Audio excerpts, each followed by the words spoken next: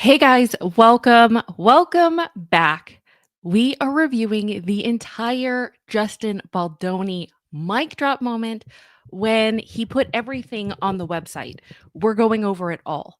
And I thought, what better way to do it than I'm doing it anyway. We might as well do it together as a group. Why not? So if you guys have questions, we'll do it together in chat. We'll bounce off of each other. We're going over this together. Okay, so noted, I want this to be full transparency. I read a few of the pages when it dropped on Sunday or Saturday, and I was like, "Oh my gosh." So that is what I was like, "We gotta do this together." So that's what we're doing. Gather round. I think we're gonna learn a lot. And I think that it's super, super interesting. So just so that you know, as we're going through it, it's a lot. We might have to take breaks. I have my handy dandy water with me right now. Welcome, you guys. Thanks for coming in.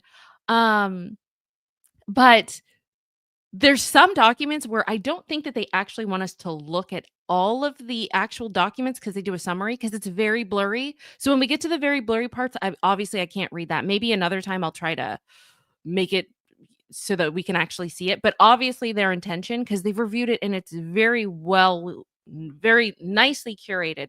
But I think those parts they didn't care about because they don't want us to actually look through everything. So anyway, make sure if you haven't, make sure that you are subscribed.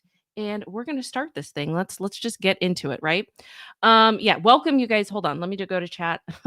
Tizo says she's clocked in. Kelly says hello. Thank you so much. Tinfoil Hat says, I'm so behind on the story. I don't even know what's going on with this. I just hear the names everywhere. I know. Well, good afternoon and good morning, good evening to everyone. Okay, let's just get into this, right? There's a lot, but it's going to be good. So basically, and this is good because if you guys are working or whatever, you can at least listen, driving, doing, laundry or whatever. At least you can listen and you don't have to review it. I will do it for you. I volunteer. All right. So the following timeline is intended to be read in conjunction with the consolidated plaintiff's first amended complaint and is expressly incorporated therein by reference. This document provides a summarized account of the sequence of events. Okay. So it starts with January 1st, 2019. Justin emails Colleen about the It Ends With Us book. Obviously, if you look, it's super, super blurry. Even when I zoom in, it's pretty blurry, but they give a summary. So that's why we're just going to read the summaries. April 11th, 2019, When It Ends With Us, author Colleen Hoover watched director Justin Baldoni's 5 Feet Apart in theaters. She told Baldoni, "You are the right person to make this movie," referring to It Ends With Us. So he's obviously laying down the foundation and the groundwork of how this all came to be, right? He's starting from the beginning. He's collected his receipts. All right. So let's keep going. Obviously, this is blurry, so we'll just go to the summary. On April 12th, 2019, Hoover suggests that Baldoni portray Ryle in the film. So I don't know if, well, obviously this is factual. He's putting out facts. And I don't know if he wants to make the world know that, hey, it's not like I wanted to be Ryle necessarily. It was something that the author suggested. So I'm trying to be flexible. It's not me being controlling. It's interesting that he's putting that out there. I find it interesting. And then May 8th, a month later, Justin options the book It Ends With Us from Colleen Hoover. Baldoni connects with a representative from the nonprofit organization No More, which raise awareness and acts to end domestic violence and DV with the intention of partnering on the film. The representative followed up with an email to Baldoni shortly thereafter. So obviously he wants to make the narrative known that, you know how Blake is basically saying that there was a difference of opinion as far as how she wanted to market things, and that was part of her complaint, right? Is that she wanted it to be less serious, and now he's pushing this narrative that it needs to be about DV, and it was basically a public image stunt. He was doing it to make himself look better, but it's showing that it happened years before he had already had this narrative in mind and this agenda and what he wanted. So obviously it was important for him and his lawyer and his team to make that be known, right? So once again, there's some blurry text, but they give a subtext afterwards. September 23rd, 2022, Wayfarer partners with Sony. Their agreement includes, at Wayfarer and Baldoni's insistence, a requirement that 1% of the film's proceeds be donated in support of survivors of DV. And 1% was ultimately earmarked for the organization No More. So obviously, once again, it's that theme where he's showing This is what I've always wanted to do. This has nothing to do with Blake. It wasn't a gotcha. I wanted to do this from the beginning, and this is the tone that I wanted to set, right? All right. So, what, 4 months later, 3 months later, on December 31st, 2022. Wow, that's crazy. That would be like right before New Year's Day, right? Blake agrees to take the lead role of Lily Bloom. Hold on, let me just go to chat. I want to see how you guys are doing. Thank you for no problem. No problem at all. Okay, let's keep going. That's actually interesting that basically that's New Year's Eve, right? And that's when she decided. That's kind of interesting. Okay, then a few days later, January 13th, 2023, Baldoni and Wayfarer develop marketing ideas for the film. They share these campaign ideas with Sony, including their idea for Lily Bloom pop-ups nationwide, each which would provide access to resources for safe houses for DV victims. They also sought to partner with nonprofit No More. So yeah, we already know about No More. So obviously they're putting the push out that this was a big deal to him. And this is the way that he wanted to go. Once again, it's kind of interesting because it's kind of going against the whole um, narrative that Blake is pushing, isn't it? Once again, we still have to wait to hear her side, but since these receipts dropped, we gotta go through them. All right. So this is super. I think they want us to know this at least because this is a lot more clear. Okay, so this is from Wayfarer, January 13th. CC Justin and Jamie Heath. Hi. And if Jamie Heath is, I think he gets into it. I think obviously he's upper, is he a director? I know that he's up there, but he helped to create the film. I know we get into it later in the document. They name exactly what his title is, but I think he's very high up there. Okay. So it says, hi, this is from the marketing team. It was great meeting with everyone to discuss the vision for the 3 pre-product, social media, and initial contact and campaign concepts. I've attached an overview of the topics covered during our call. We're excited to partner and bring IEWU to the current and new fans in creative ways. Thanks and have a lovely weekend. Pre-premiere campaign. And this is the pop-up shop. So they're talking about what they wanted to do, a fun and sexy floral shop around the country, Justin, and if possible, other cast to show up impromptu for photos and book signings, maybe even working in the shop. Also partner with the DV organization and local shelters to facilitate access to resources and safe houses. Early fan screenings across the country, casts fly from screening to screening before the premiere. And it's the 5 feet apart model, which is obviously what Justin was a part of before. So laying down the groundwork, folks. January 22nd, 2023, Blake introduces Baldoni to her friend. Oh, you know where this is going. Introduces Baldoni to her friend and celebrity trainer who would later become Baldoni's trainer as well. So, see, I didn't know this. So, there's that big hub to do with the celebrity trainer and asking about the weight. So they're already bringing this in here. What I didn't know that it was also her trainer or her friend. So that's interesting. So you could tell where that's going to blur and cross the line when he did ask. Anyway, he gets into it later about that whole weight debacle that Blake put in her complaint. So they're starting this. They're laying down the foundation and the groundwork. We'll get to that later. January 23rd, Baldoni and the trainer start collaborating, with the trainer delivering Baldoni's workout program on February 26th. This is about to get interesting. All right, January 23rd. Justin said, hey, Justin Baldoni here, a new friend of Blake's. We are working together on a film. I'll be headed your way first week of March for 4 weeks. The trainer said, great to meet you, Justin. Happy to discuss. Let's jump on a call at some point. All right. February 9th, 2023. Hold on, I gotta go. What are you guys saying? Hey, Marsha B. Marsha B said he's Justin's partner on Wayfarer. Also, that was the producer. Thank you. I knew we were gonna get to that. Hugh Man said, here for Ryan and Blake's downfall. Oh my gosh, there is so much to go over. Oh, because Ryan is in here and it gets interesting. You guys wait for it. Wait for it. Okay. February 9th, 2023, Lively and Baldoni exchange texts. She jokes with Baldoni that she is 20 pounds from her goal weight.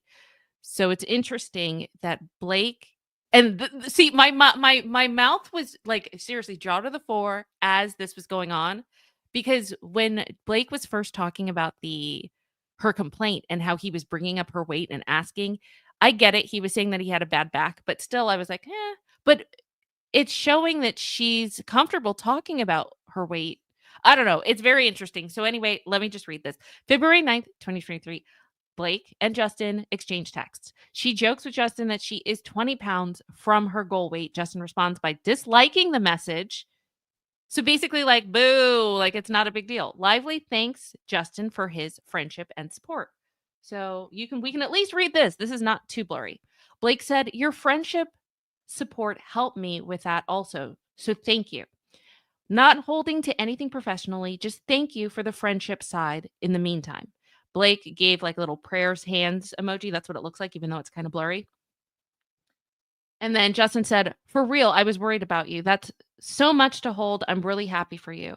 I hope you feel better 1,000 pounds lighter. And Blake said, I really, really do. And then Blake said, only 20 pounds to go. Laughing emoji, laughing emoji. And Justin disliked it. Only 20 pounds to go. And they laughed. And then Blake had the little smiley face with 2 hearts. Okay. So interesting. Valentine's Day, February 14th, 2023. Blake begins writing and sending script revisions to Justin begins writing and sending script revisions to Blake, all the while building rapport with his co-star and lead actress. Blake responds, you're safe here. This is what she responds to him. You're safe here, indicating he need not worry about his choice of words and could speak freely. And I guess give an example right after that. So this is Valentine's Day. Justin says, perfect. And it's left over from the book tour from months ago, but nice to see people still care about it. Blake gives an applause emoji. Justin says, been deep into writing, really fun with you in mind. Fun, not right word. Exciting. I guess he did fun, not right word, with the little like monkey holding his eyes in, like, oh, and then exciting smiley face. And that's when Blake said, you're safe here. And Justin put a heart. What's interesting here is I'm going to go back up because you know how lawyers are. They can definitely argue this, indicating that he need not worry about his choice of words. That's speculative, unfortunately. Like, you know that a lawyer is going to be able to argue against that. She could say, no, that's not what I meant. I don't know. That's like an argument of semantics, even though majority of people are going to think that. So I just want to throw that out there. That would be contended. You know it would. Okay, February 17th, 2023. Blake shares her concerns with Justin about having her body ready for the forthcoming sex scenes their characters would shoot, asking, what's the chance we can do body scenes at the end of the schedule? Justin tries to reassure Blake that she doesn't need to stress about her body and emphasizes his determination to work collaboratively with her to ensure her comfort. So when I heard that, I thought that was super interesting. Hold on. Let me see if I can zoom in. See how bad that is? Even when I zoom in. Even when I oop. Hold on.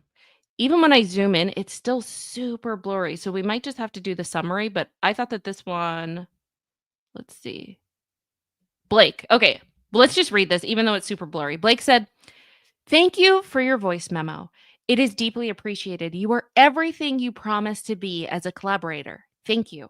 I know my job here, and this piece is in big part my job here. We both understand the assignment as actors in the roles, but also as producers. We also are as marketers. We understand artistically, yes, but we get what we need to do in all aspects for this movie commercially. As woke as we both are, and work to be, this movie requires a certain aesthetic. It's a part of the job that we both excitedly signed up for. I don't shy away from it because it's not problematic. It's the assignment. Like when someone is about to start an athletic event, it's their job to be top shape. My husband and I, she's talking about Ryan. My husband and I both look at certain roles as athletic events, and this is one of them. It's not always a part of the job, but on this one, it is. And that's great. As much as I'd love to not think about it, that would be irresponsible and also impossible because it's unrealistic to not acknowledge what I need to do. This is my job here, and I meet my responsibilities with extreme work ethic. I look for solutions to achieve my high goals instead of lowering my goals. We all win when we're firing at our highest capabilities, and you and I both are and will continue to. I just need as much time as possible because I just had my fourth baby. I understand that you'll never personally know all the nuances of the challenges unless you lived this physical moment in time I'm in and these physical roads ahead. So, having your understanding and support to help me pull this off is critical and very, very appreciated, not just in my experience now, but also healing from experiences past. So, thank you. We are going to kill it and be so fit. They have to, I think, look at us less banging. I don't know what that Lola. It's hard to see that. I don't think it's Lola. Lola us to look at us less banging kick ass, but it's still a ton of work with not a ton of time. What's the chance we can do body scenes at the end of the schedule? So then Justin responds, he says, I'm sure you are. Honestly, there's 1 billion moving parts to schedule right now. And I just turned in the rewrite. So they are hard at work. So much of it comes down to locations and the other cast availability, etc. So to be really honest, I have no clue.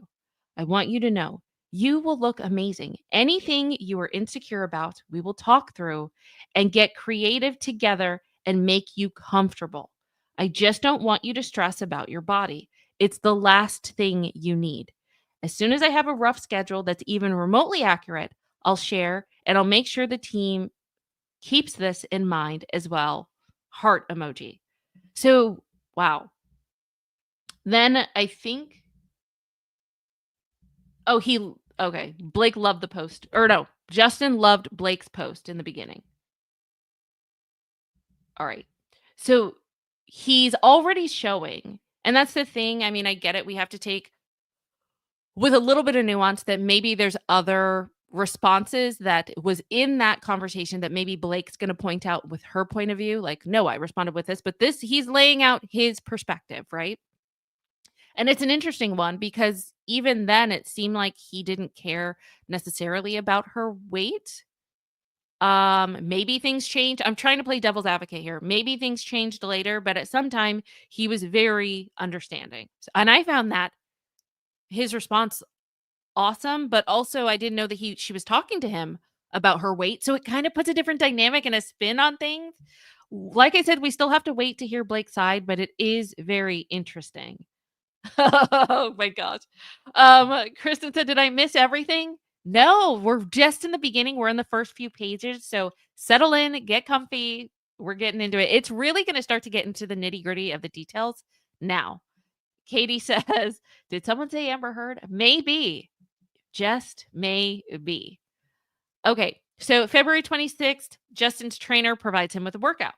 Here you go. 4 things. The jumps are to be low intensity. Stay out of the lumbar extension. Week 1 should be 70 to 80% intensity. So he's giving him a breakdown of what he needs to do. And he says, let's jump on a call after we review. Justin says, amazing.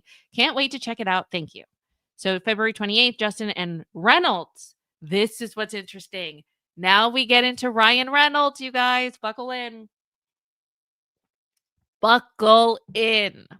This is like right around where I stopped. So I'm about to get into the stuff that is new to all of us. Okay. February 28th, 2023.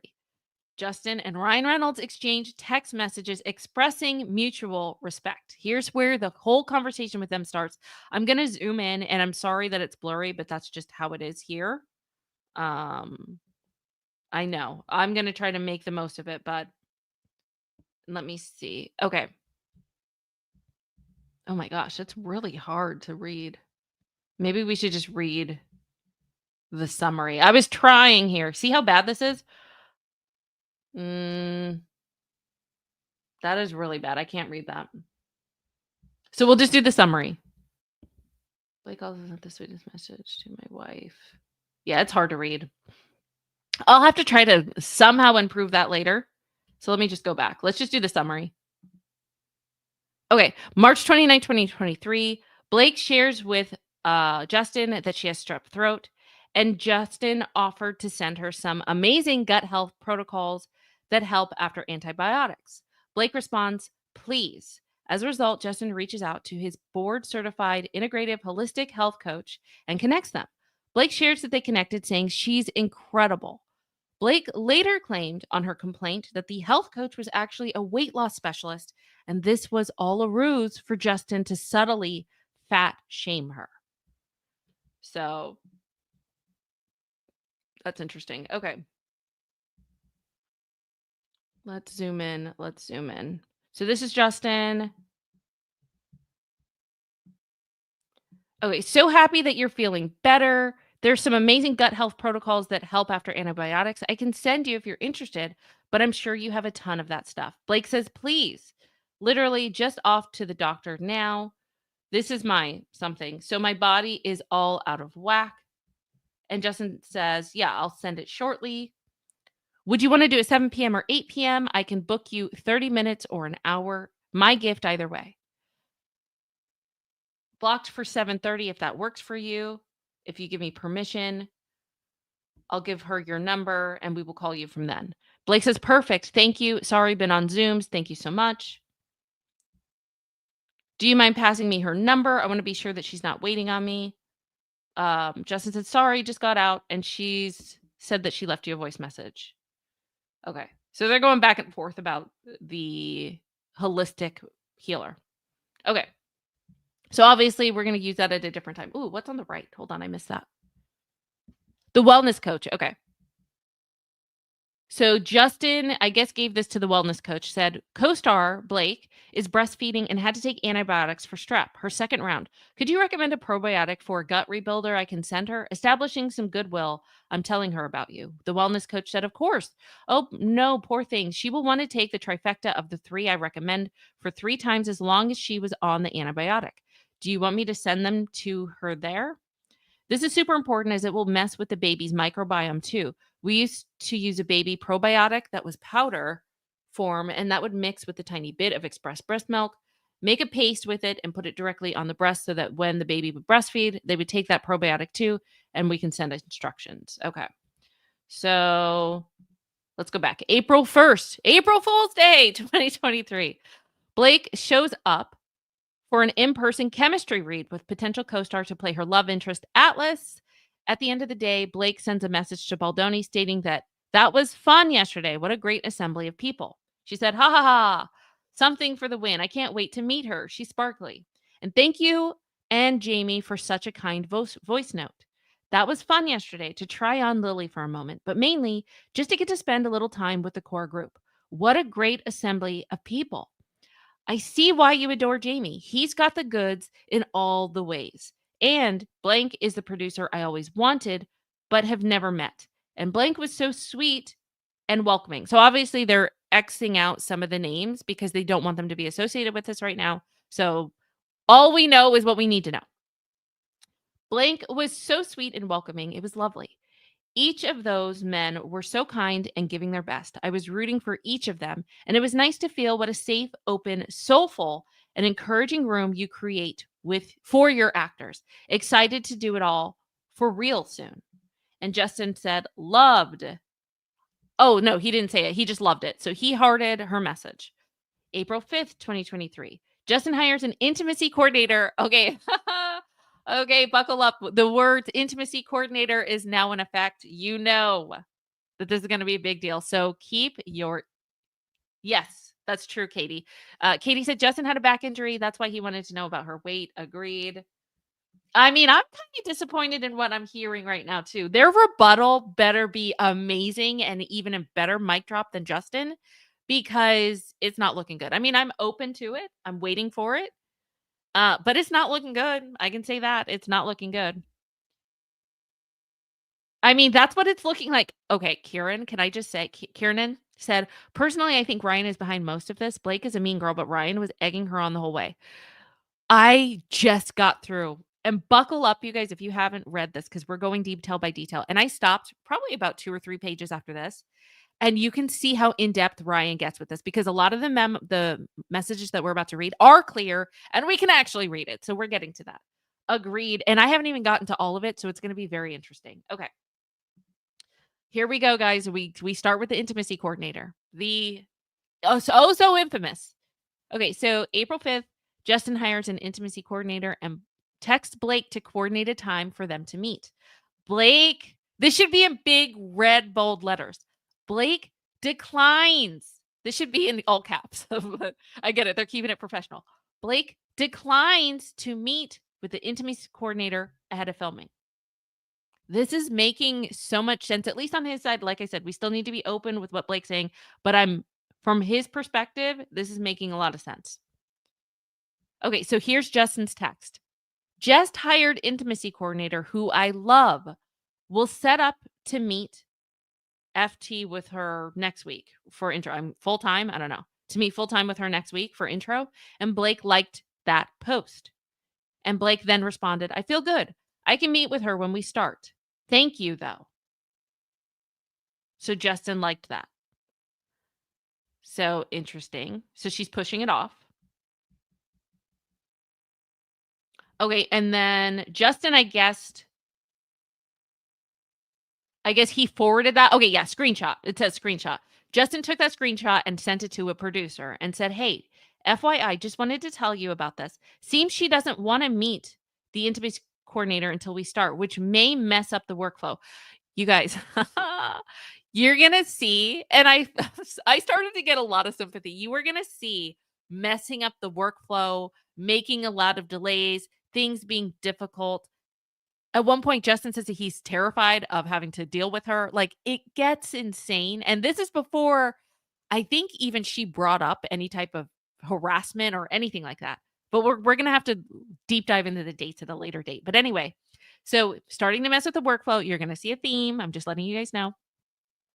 But I can still meet with her, of course. And the producer says, that's fine if she doesn't want to meet her now. You'll just have to, So, oh my gosh, I didn't even notice that before. So the producer is telling Justin, it's fine that she doesn't want to meet with the intimacy coordinator now. We're talking about Blake. And then the producer suggests to Justin, you are going to have to walk her through what you and whatever are thinking. And I'm assuming that whoever, because it's blanked out. If you guys are listening and not watching with me, it's blanked out, and I'm assuming that means the producer. So or not the producer, the intimacy coordinator, her name. So you and the intimacy coordinator are thinking. So he basically has to be middleman, the third party. And it wasn't even his idea. I didn't realize that before. And then I think Justin gives a thumbs up. April 7th and 8th, 2023. Justin shares the updated script with Blake. Blake excitedly texts Justin through her thoughts on the pivotal rooftop meet cute scene, acknowledging its significance in the story. She asks if she can take a pass at the dialogue, hoping to infuse more of her voice into the character and make it more quote unquote flirty and yummy. Oh my gosh. Blake, what are you doing now? Justin welcomes her input, eager to see her take on the moment and make the character hers. He waits for her notes. So I guess we're going to go into the actual text messages. And we're going to have to read that. So let me see. Is that Justin? Okay, Justin says, new script coming to you shortly. We worked on it a lot of the Lily and Ryle stuff to make it more playful and sparkly. Thank you for giving me my new favorite word. Talk soon. Blake said, so excited to read Monday. Love a sparkle pass. I lied. So excited to get to work on this movie. I can't wait till Monday. Already reading. My kids are going to kill me. They've had enough of me. Though, for Christ's sake. The meet cute scene is, to me, the most important scene in the movie. Sets the tone and needs to feel extra special. If I play... Okay, never mind. Let me knock that back. You okay if I play around with some of the dialogue to give her a bit more agency and fun and send it to you? It'll affect some of your lines too if I switch out some of hers. But anyway, we can amp their verbal pinging ball volley. I think we'll be cooking with gas, right? Reel that audience in and make them fall desperately in love with these two. Then, when the other shoe drops, ouch, the audience will be devastated. We can use some, all, or none of it. I just don't want to step on any toes. Well, that was nice. Okay. So she's obviously letting it known that this really isn't her job to do. but that she's hoping that he allows it. So right now the power dynamic, and you're going to see it shift. But for now the power dynamic is she realizes her place, she understands the assignment, and she's asking, "Can I do this?" And oh my gosh, I didn't even see this too. Justin doesn't he enthusiastically says, "F yeah. F yes." So he's very enthusiastic about it. I couldn't agree more. It's what I tried to do in the last pass and some of what I was hoping we could do together. I can only write and play with what I feel is your tone so much. First scene is most important in the film. It's why I'm okay with the 10 pages. We rarely get to see that in films anymore. So go play and then we can see how it feels together. And let me scroll up. There we go. Blake said, "You're the absolute best. Thank you. And what you did inspired me. I love what we're going to do." And Blake hearted that. You're going to see a lot of hearts from messages. Blake said, "I can send you my pass at the roof or just read it with you when we get together next week. Let me know what you prefer. If you knew me in person longer, you'd have a sense of how flirty." Oh my gosh. This is the part. This is the part that is getting a lot of attention because okay, and listen to this. People are saying, "Why is she?" Basically, it seems flirty. There's people that are saying that the next part is very flirty. And how would a spouse feel hearing this? So I want to know what you guys think. Okay. Oh, no worries. Victoria said, "I'm so glad you're doing this live. It's so much drama and information." It is. It is. Let's see how much it is. Okay, so you guys think it's cringy? Okay, okay. Let's go. Okay. Um, this is I'm already I feel like I have secondhand embarrassment. Okay, so she says, um, where am I? "You'd have to get a sense, you have to know me longer to see how flirty and yummy the ball busting." I'm trying to say this with a straight face. Okay.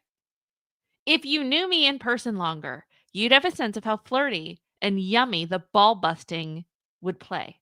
It's my love language, spicy and playful, bold, but never with teeth." I mean, let's just play devil's advocate. With teeth, I guess could be a sexual innuendo. Maybe she means, I'm trying to give benefit of the doubt, you guys. Maybe she means like her fangs, like teeth as in like she's a lion, kind of like her dragons. I don't know, but it's not looking good. Um, and him serving it back to her just as important. You don't usually see the man and the woman with such agency and humor. Anyways, I can act out for you next week to make sure it comes through, or I can send it now. Let me know what you prefer. XX. And Justin said, "Sorry." Like, he doesn't even respond to that. He's like, "Yeah, sorry. I was just crying my eyes out." Like, he was basically bawling his eyes out because his kids and family just left for another 5 weeks. And it was such an S show. Shite. It was a shite show. Justin said, "Yes, send. It's so important to the film and can't wait to play and find it. I agree so much. Lily needs to be strong and witty and playful and bold. That's why I wanted you. It's also one reason why I wanted to age her up. If a woman like you could fall into the relationship, then anyone could. And the more we love them, the more devastating act there is." So interesting. He didn't really play up on her flirtatious or perceived flirty texts, and he made it all business. So interesting. He could have totally just flirted back and talked about ball busting and teeth, no teeth. Like, I don't know. This is insane. And we're only on page 11. Okay. There's still a lot to go. Blake said, "That photo is devastating. So sorry to you all, but the love is gargantuan and apparent. Thank you for saying that, and also couldn't agree more." And Justin loved that. Okay. Eh, that could be its own scene there. This is insane. I feel like this is going to be a movie like 50 years from now and they're going to go in depth. Maybe it'll be Oscar worthy. Okay, March 9th, 2023. Like feud, like the Betty Davis and what is it? Betty and Joan? Anyway, all right. April 9th, 2023. Blake shares her notes on the rooftop scene with Justin and follows up with a text, eagerly awaiting his thoughts. Justin responds via voice note, expressing his appreciation for her passion and edits. While he likes her changes, he envisions the final version landing somewhere between her take and the original take. So he's not buying everything, but I think he's gonna playfully try to let things down diplomatically. So Blake says, "Happy Easter. What did you think of the pages?" April 12th, 2023. Justin meets with Blake at her apartment in New York. He's greeted by Blake's husband, Ryan Reynolds. Here we go. Who enthusiastically praises Blake's rewrites of the rooftop scene, which she had sent on April 8th, 2023. Hours later, as the meeting ends, a mega celebrity friend of Reynolds and Lively walks into the room and also begins praising Blake's script. We all think that person, that mega celebrity friend, is Taylor Swift. So he's documenting this. The next day, April 13th, 2023, Blake shares that she is ill again for the third time in 1 month. Justin asks if she'd like to speak with his health coach, whom he previously connected to her with on March 29th, 2023. He also offers to take it one step further by connecting her with his medical intuitive. Wow, interesting. I didn't know that was a thing, a medical intuitive.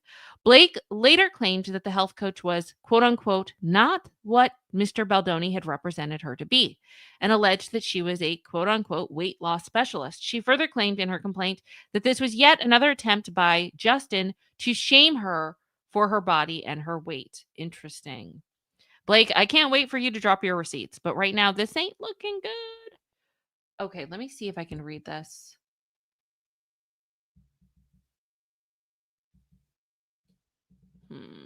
This is really that one's really bad. That one's really blurry. But basically, yeah, they're talking about the medical advice. Okay, April 13th, 2023, Justin asked Blake to send him the FDX file of the rooftop scene that she worked on. Blake emails him the file. Okay, so he's showing that receipt. April 14th, 2023, Justin and Blake text about the script changes and enhancing dialogue for the role of Lily Bloom's mother, Jenny Bloom.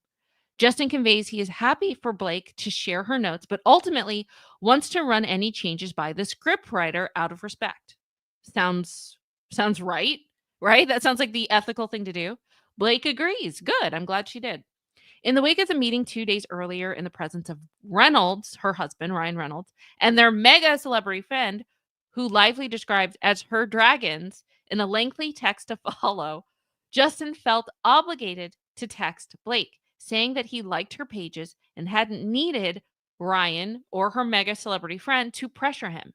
Justin acknowledged Blake's text about her dragons and apologizes for not responding right away. However, he promises to send her a more thoughtful voice note later that evening when he gets home from his plans. So, man, why does this have to be so blurry? I would love to read this part. Let me zoom in. Okay, here we go. Okay, we can.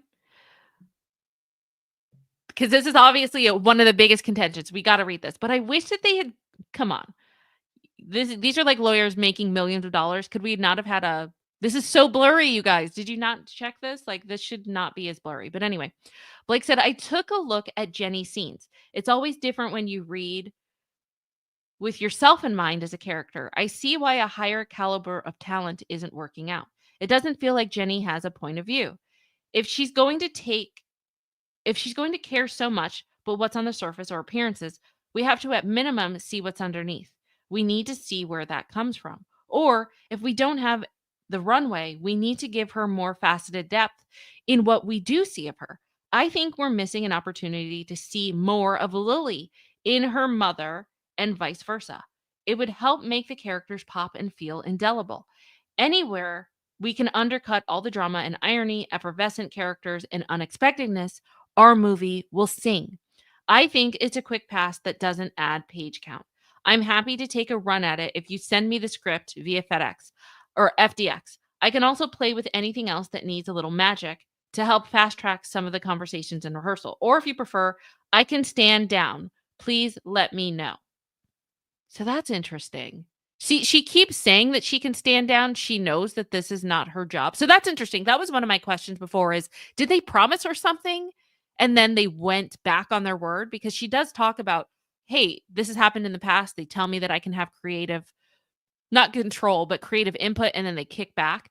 But it seems like she's knows. She's like, yeah, I can stand down. So it's I don't know. This is not looking good. Justin said, "Hi, on with no more of our DV partner on the film.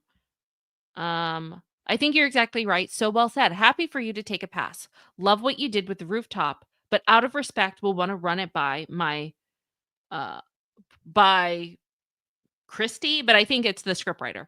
Once done and get her eyes on it further and tweaks to make sure her voice remains."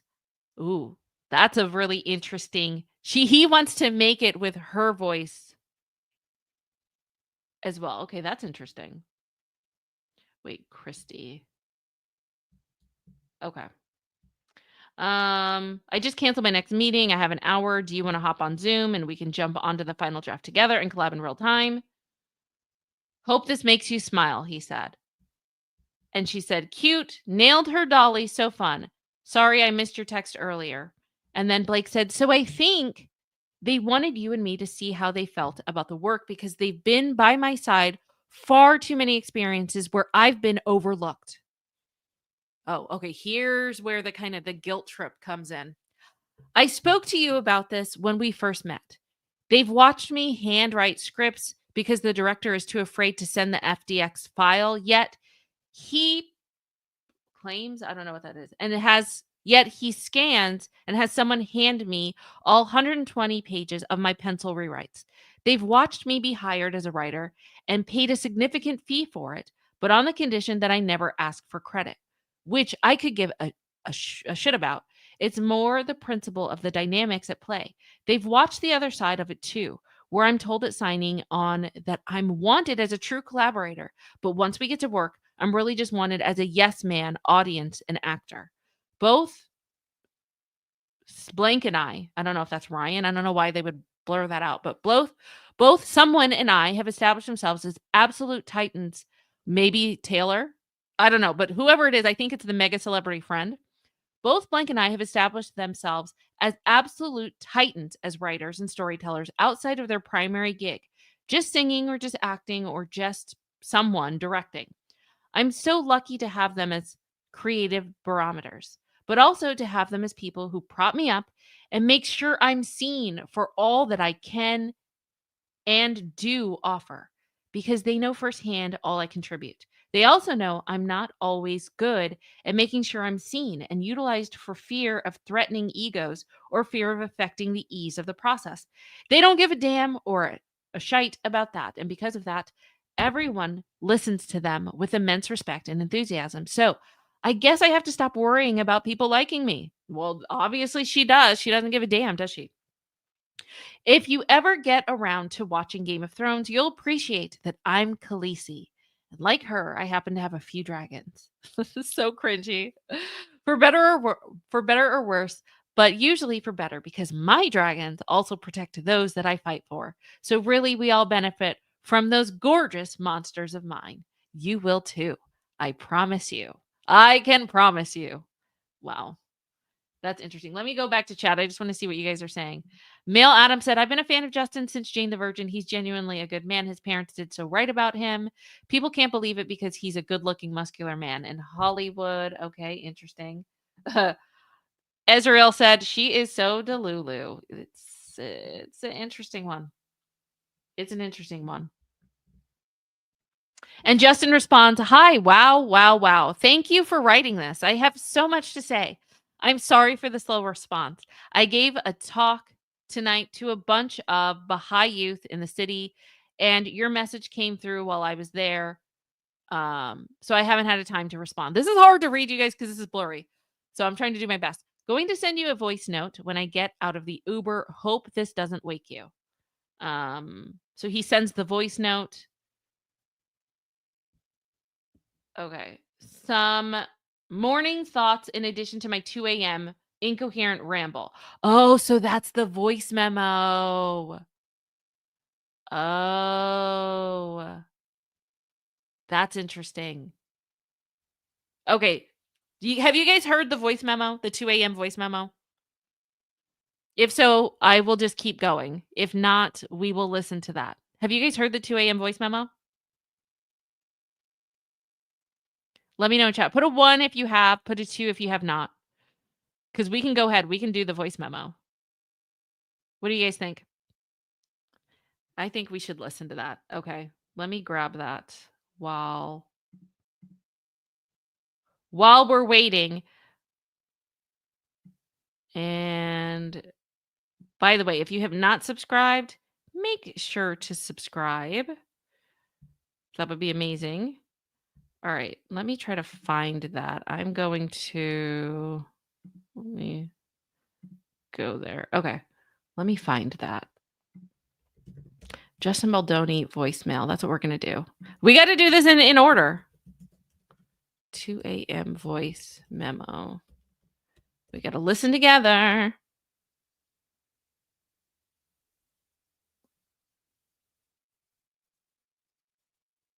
Okay.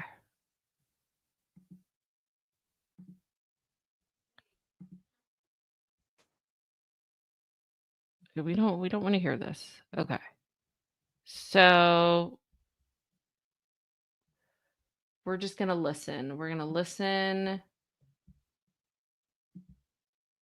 We're going to listen to the voice memo. Hold on.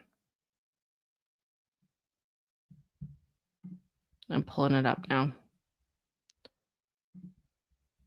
Okay. Yes, we know. Where'd it go? Oh, there it is. Okay. Yeah, let me go back.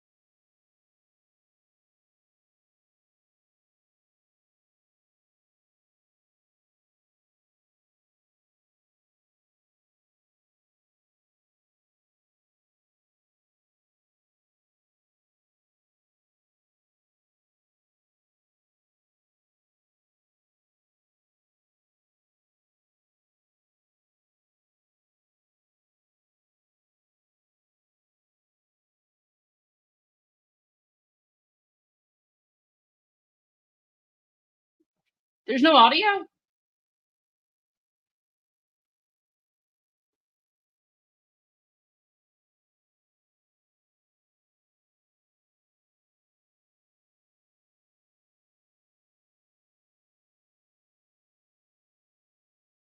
What do you mean? Wait. There's no audio? There hasn't been audio from the video? No, but have you heard Justin? There hasn't been any audio from Justin? How is that even possible? Well, that sucks. Okay, so you guys haven't been hearing Justin. Oh, that sucks. I'm so sorry. Just the mic? No, Justin. What the hell? No video audio. Oh, that sucks. I'm so sorry. I've been playing his video. Okay, well, then obviously that's not working. My bad. My bad. I shouldn't have even done that then. I was like looking for the thing. Okay, well, thanks for letting me know. Okay, well, we'll just go back then. That was dumb. We listened to the whole well, I did. I was listening to the whole voice memo. Sorry, guys. Um, hold on. Let me just make sure I'm on the right. Okay. Sorry about it. Sorry about it. Let's keep going. All right. So that sucks. Well, we listened to the whole voice memo. Well, I did. Sorry. Sorry. Okay, we'll keep going. Okay, let me zoom back out. That's so weird because I thought everything was good to go. Okay. April 14th, 2023. Baldoni followed up with a voice note, and that's what I listened to, responding to her dragons. Sorry. Sorry, guys. Um, feelings when she responded to the note on her rooftop scene. He acknowledged how lucky she is to have her husband and friends as her supporters. Let me just go back because now I'm paranoid. Do you hear me? Yes. I'm assuming you guys hear me. Put a 1 in the chat. Give us a recap. Well, this is the recap. That's basically what it is. He was basically saying, I'm so sorry. I'm rambling. I didn't mean to treat you that way. I like that. That's good. Where was it? Just give us a recap. He was like, I'm so sorry. I didn't mean to treat you that way. So dang it. I was hoping that you guys had heard that. And damn right you have your dragons and they're one of the most entertaining people on the planet. And I'm so sorry that I made you feel that way. I'm gonna do better. And yes, I'm gonna try to incorporate your thoughts into things. That's basically the gist of it. I'm so sorry. I my bad. But they're basically doing the summary here.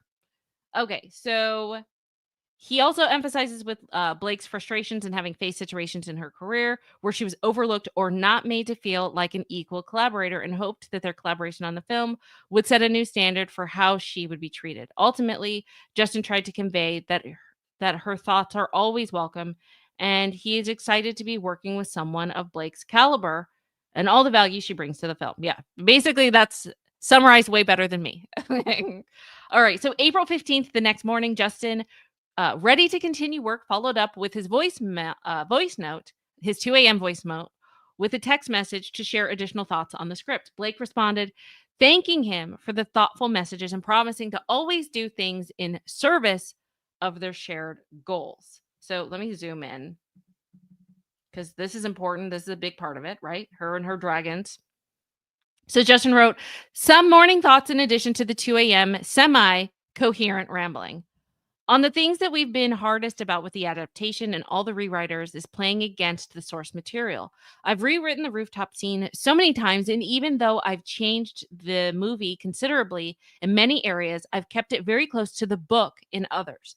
The rooftop is one of those scenes, which is why that last sparkly pass was a lot of fun as it started to open up the movie for me. In some part, I kept it because I remember how fun it was to read the very first time. I also know what it means to the fans, but we're not making a movie just for the fans, which is one of the reasons why I like what you did so much. With my first 2 films, tried to make them self-aware as often as I could. Knowing the genre that they were in and what I was up against, you guys should be giving me an award for trying to read this. This is are you looking at the screen? This is insane. What I was against and something the lightness and a little bit of comedy to relieve the pressure. It's the only way I found that meaningful and at times heavy material can actually be digested. That's why my doc series about young people dying did so well. You earn the laughs and then you earn the tears. What you helped do here is push it even more in that direction, which I was missing in parts. The way you kept the structure of the scene while still keeping the important romantic beats was really impressive and actually adds to the sadness and tension versus takeaways from it. I do think us running it together is going to teach us a lot. If we had thought, if we had shot the early drafts, it could have been like having too much eating too much rich chocolate cake. I like the messiness and I like her having real agency and being a willing participant versus him just happening to her and calling out the things about him that the audience is already thinking. They are smarter than the studios ever want to give them credit for. Anyways, just wanted to see that you're feeling better and I'm around this weekend to chat in real time. We'll send you the FDX final later as well. Interesting. So once again, Justin is kind of trying to ease her worries and trying to be collaborative. Blake is trying to be open and I guess sharing her feelings as well. So Blake says, "Thanks so much for the thoughtful messages. They're very appreciated. Looking forward to catching up in person. And I too promise I'll freak you out, spook you, upset you, and be an actual beast. But I can promise it will always be in the service of the movie." Whoa. Well, that is a promise that she definitely upheld. Can I read that again?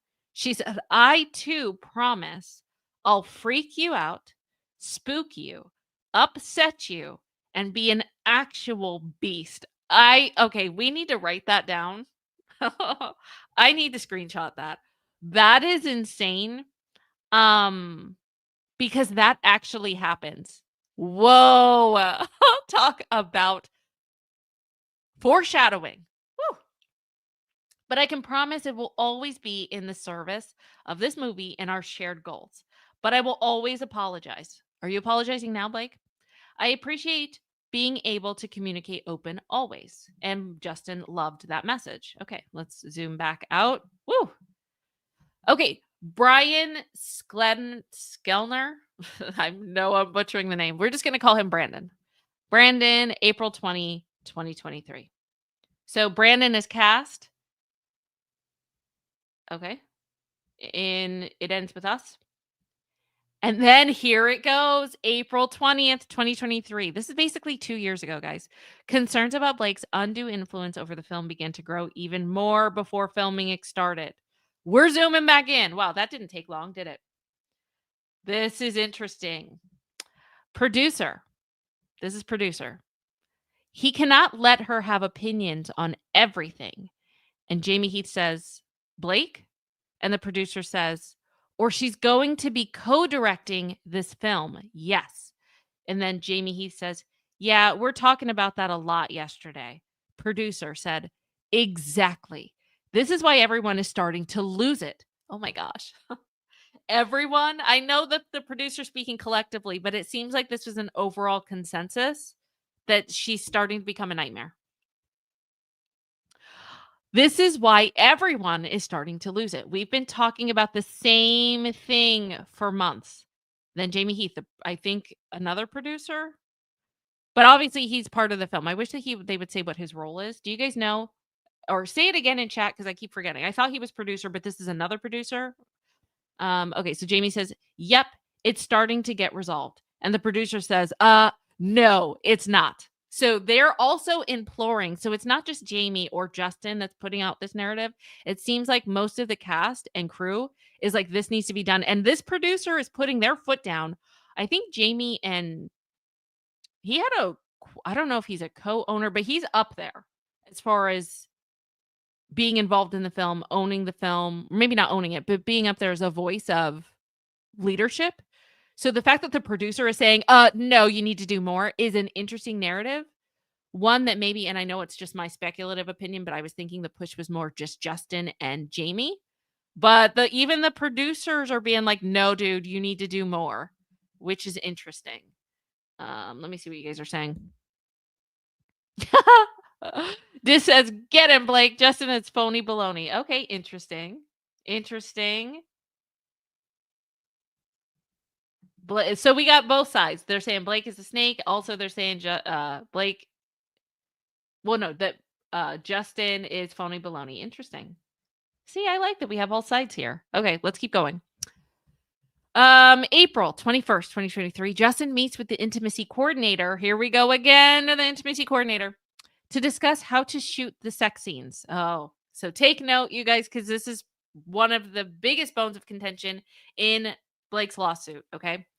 It was important to him that the intimacy coordinator be a woman to help craft sex scenes that he would speak to the book's mostly female audience, i.e., be written from the female gaze. His notes from this meeting are pictured below. And hold on one second. Sorry. And were later shared with Blake during one of their script writing meetings in her New York apartment. These notes would later become the basis for Blake's complaint, in which she states that Justin would talk about his own sex life and insert gratuitous scenes with Blake's character orgasming. As seen in the notes, these mentions come directly from the intimacy coordinator's notes, quote unquote. Oh, that's interesting. Okay. So what Justin is saying is when Blake is complaining that he's talking about his own sex life, in Justin's own opinion, what he's saying is he wasn't talking about his own sex life. He's going over the intimacy coordinator's notes, and their notes were, quote unquote, goes down on her, quote unquote, orgasm, quote unquote, foreplay, quote unquote, the CLIT test. Okay. Ideally, these conversations would have taken place directly between Blake and the intimacy coordinator directly, as Justin had requested. However, Blake had declined to meet with her, leaving Justin in the less than ideal position of having to relay these notes to Blake in her penthouse. And not only that, but that other producer had recommended that he do it, right? You need to do it. You need to talk to her and relay the intimacy coordinator notes. We talked about that, I don't know, in like page 6, page 7. Oh, there's the notes. There are the notes. Let's see. Let's zoom in. Let's zoom into the notes. I mean, it is kind of hard. It's still blurry, but let's see. I see Vegas funny sex position that doesn't work. They switch. She misses when she loses herself. The laugh, a new position. Let's see. 48 hours. Okay, it's hard to. Oh, orgasm, the CLIT test. Okay. Sex in Vegas. Detail space between the bed kisses. Those are the notes. Okay, interesting. Interesting. All right, April 22nd, 2023. In preparation for the lift sequence, in which Justin's character Ryle would lift Blake's character Lily, Justin reaches out to his personal trainer. And that's what's interesting. So already, the trainer is a close friend of Blake. So loyalty is going to go to Blake. And this personal trainer is no longer a neutral party necessarily, right? He's going to tell everything that Justin says. I mean, that's his friend. So Justin reaches out to the personal trainer to ask what Blake weighed so that he could train his back muscles for the scene. This was important to avoid injury, not only to Justin, who has suffered from lifelong back injuries, multiple bulging discs, and chronic pain, but also to Blake if the lift could not be completed successfully and safely. Script pages of the lift scene are included below. Blake would later claim in her complaint that this scene did not exist. However, as evidenced by the script pages and also in a video in which Justin is rehearsing the scene with a body double, the scene was very real. Are they going to release the video? Because we don't see that. But here is, let me zoom in. Can you guys see this? Here is the scene right here. Ryle scoops her up, gently laying her down on the floor. So that's what he's talking about. Scoops her up and gently lays her on the floor and kisses her wound. Okay, that's the scene. April 25th, Justin is summoned by Blake to her penthouse and greeted by Ryan Reynolds, who swore, oh my gosh, who swore at Justin. So he's cussing him out and accused him of fat shaming his wife. Wait, how many days? April 25th, April 22nd. Oh my gosh. So the trainer wasted no time. So April 22nd. Wait, I got to go back. Hold on. When did Blake start to get upset about? I want to see how long it took from the dragons. Dragons. Okay, April 14th was the dragons thing, like, hey, consider me. It's the dragons. April 14th. And Blake Justin is basically like, okay, April 14th. And when is oh wow. Okay, so that's not a lot of time at all. Okay, so April 14th, Blake is like, "Hey, no one ever gives me credit for things. I want you to look at this." She had her dragons in the meeting influence Justin to have a bigger input. Justin said that he would try, he would work with her, but certain things like he wanted to run by the scriptwriter. And April 14th through the like what? That's like 10 days later. So within 2 weeks, she gets pissed. That's interesting. I didn't realize it was like a 2-week period between that and all of this just going to absolute shite. The trainer wasted no time tattling on Justin. He asks about her weight, and 3 days later, he's summoned to the penthouse and cussed out by Ryan Reynolds. Whoa, that's insane. Let me just go back to chat. What are you guys saying? What say you? Let's see. Dis said she blocked him from her social media. Interesting. Sherry says the writers can't block Justin. She sold the rights. Interesting. Okay. All right. All right. This is so interesting. Okay, here's where it begins. He's about to get cussed out, you guys. Okay.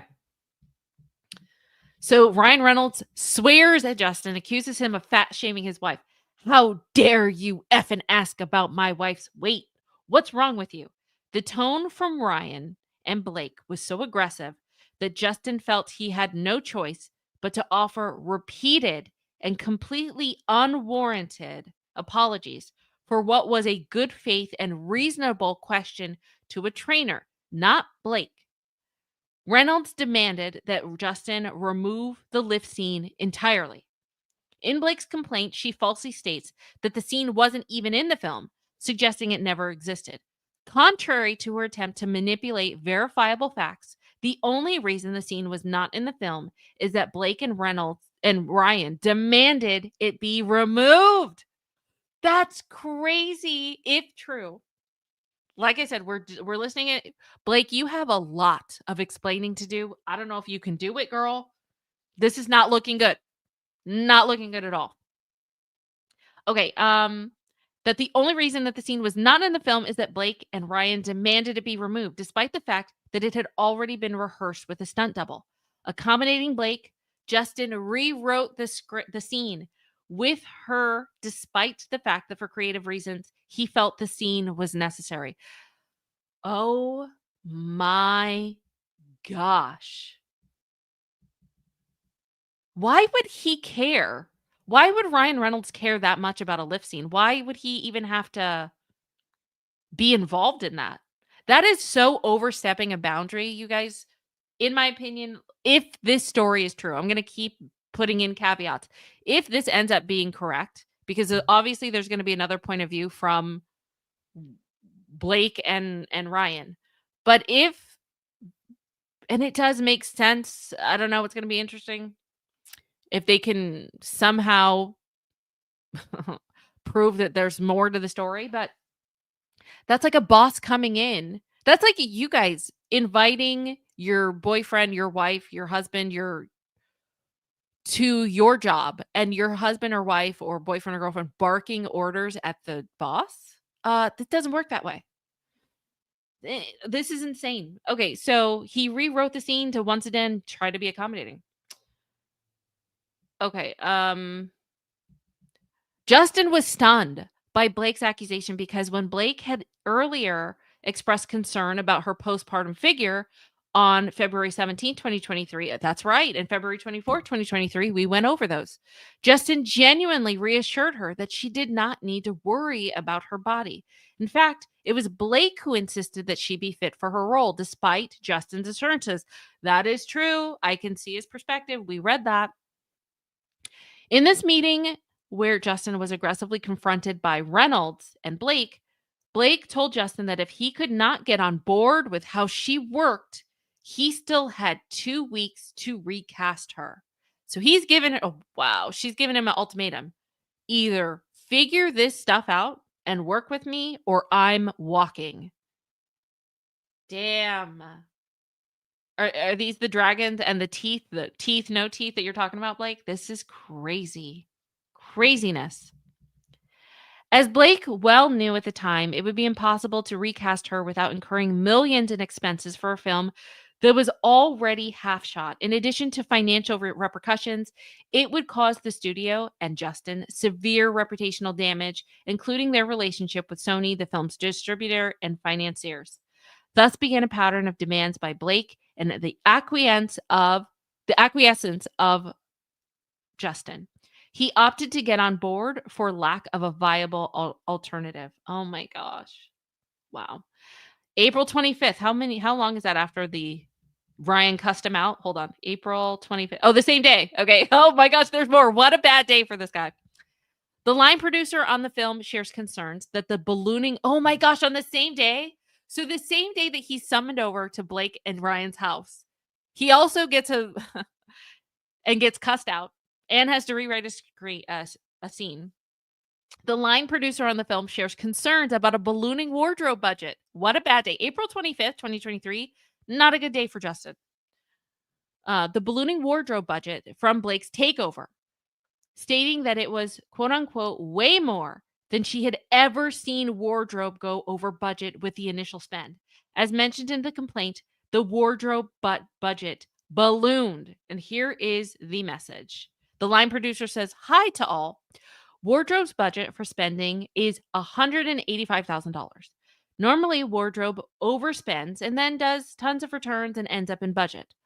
Our wardrobe team told me they'd spent about 500,000, but then land back at 185,000 once returns are done. To date, they've already spent $615,000 and need their cash card and need their cash cards all replenished because they've only shopped for Justin Blake. They had to reshop everything for Blake after creative changes, but it's a lot of money. I trust them of course, but want to keep you all posted as this is way more than I've ever seen wardrobe go over budget with initial spend." Wow. At this point, we need to replenish their cards because they haven't shopped for other characters, just keeping you all posted. That's insane. 2 days later, no wonder he feels homesick. I would want to go home too. 2 days after that nightmare, April 27th, Justin feels homesick. His family is back in California, and it's been weeks since he's seen his kids. Blake offers to have Justin fly with her to Los Angeles and back for the weekend so the two of them can continue working on the script. 6 hours there and 6 hours back. By all account, Blake feels at ease with Justin and is not only willing, but invites Justin to share an airplane cabin with her and her children. Would you guys, after being screamed at and accused of like inappropriate, whatever, going behind their back and asking about her weight, I would not feel comfortable being on a plane with these people 2 days later. Like maybe I would need more air to settle. That's insane. What are you guys saying?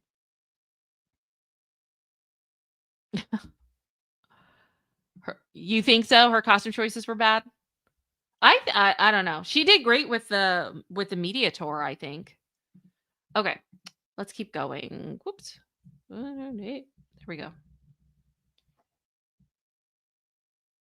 Okay, so that's just a text basically Justin saying, "Yeah, they offered to fly me home and I'm gonna go." Let's see. Oh, this is set. No, you know what? No, we need to read this. This is important. Okay. So Justin is speaking to Jamie, and I think they're just giving an insight on his state of mind and kind of his mental health. Justin said, Blake just offered to fly me to LA with them tomorrow at 2 p.m. so we could get 6 hours of work in on the script and then fly back Sunday and get another six. And Jamie, he said, okay, let's talk when you get here. And then Blake said, I just got a 5-minute voice note from Emily crying about how hard it is without me. I got to go. I'm with Blake, but at least we can actually justify it. And Jamie said, okay, you on your way here? And Justin said, no, coming at 2. And Jamie said, when do you need to know for certain? I'm sure we could work it out. I just want to walk through it. Also, over here, just what that means. Ring me, sir. And Justin said, I'm on the phone with a neurosurgeon. And Jamie said, wow, okay, call me afterwards. All right. So Justin flies to LA April 28th from New York with Blake and her family. For the duration of the flight, Blake and Justin work on the script. And on April 30th, they do return to New York together. May 1st, Blake begins altering the script daily. Oh my gosh. The frequency of Blake's revisions and input alarms the producers. Oh my gosh.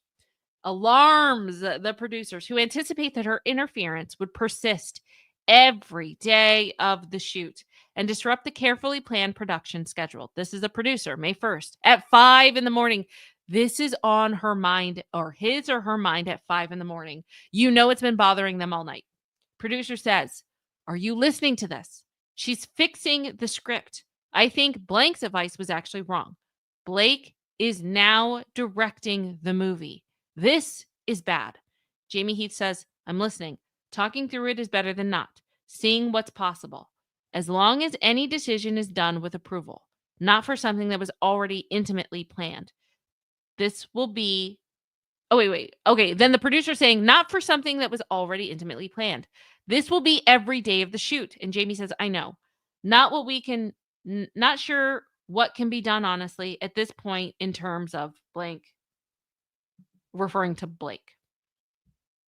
And then, oh my gosh, there's such a series of bad events. This is a complete shite show, you guys. Then the next day, that's when the Writers Guild strike was. Wow, that's crazy. Okay, Writers Guild strike. And the day after that, Blake and Justin text almost daily and were comfortable making silly jokes with each other. Okay. So let's just read what they're talking about at this point after getting bitched at. Things are on good terms. She's letting him on his plane. They're getting messages back and forth. Okay, so Blake said, let's zoom in here. Blake said, I feel the same. It's such a good feeling to get work done that we're proud of and to do it together. It just clicks when we find it. And it's just as rewarding as filming it or editing it or marketing it or releasing it. This is all storytelling. This is why we do it.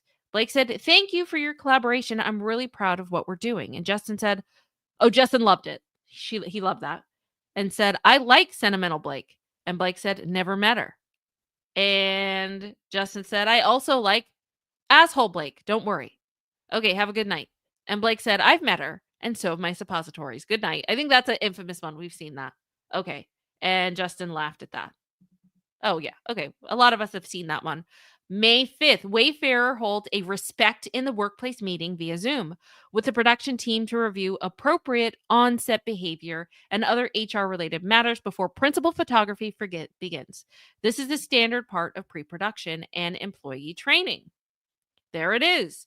There's the screenshot. It ends with us. Daily prep schedule, May 2023, 7 p.m. I guess this is before her grievances about the, any type of harassment, right?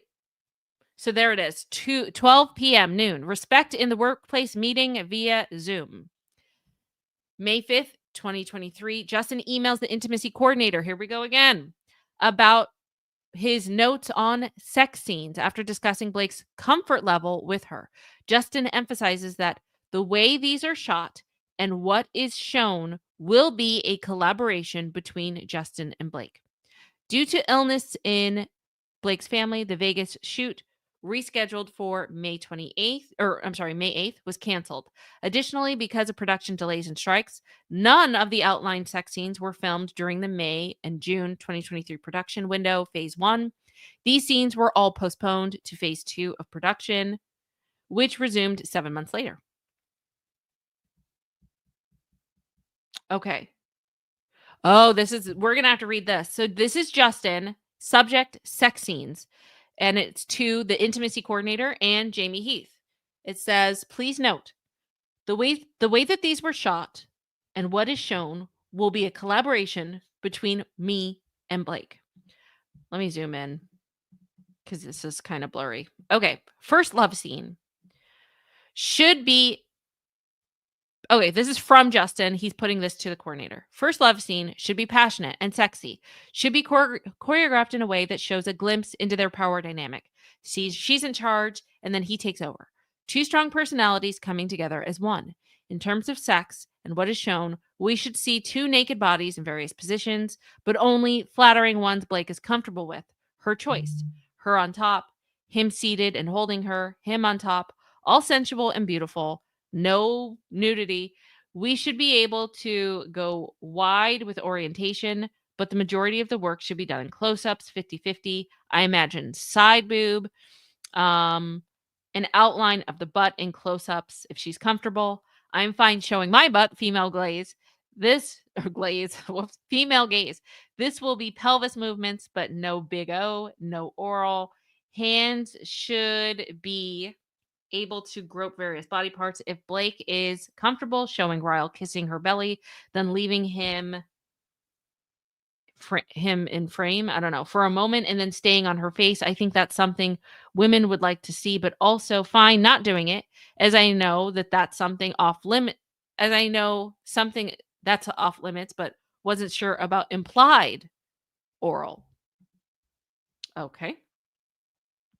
In Vegas, this scene is about friendship. It's a consumption of their marriage and their relationship. Fun, silly, and playful. The goal is to choreograph in a way that keeps Blake's clothes on as much as possible. Sex with pelvic movements in positions that work with keeping her dress on. Maybe top of dress sides down, and we see bare back. Dress would be hiked up, so may see outline of butt. Hard for me to imagine without seeing frame of how dress moves. Hands groping, but I'm okay showing rear, as I don't know any other way to make love in an Elvis costume. None of that. No nip, no, or, big O. Fun, intimate, innocent. Okay. The frittata, morning sex that doesn't happen. No nudity. Tops will be off. Kissing around body. They are about to have sex when frittata happens. More about sensuality than sex.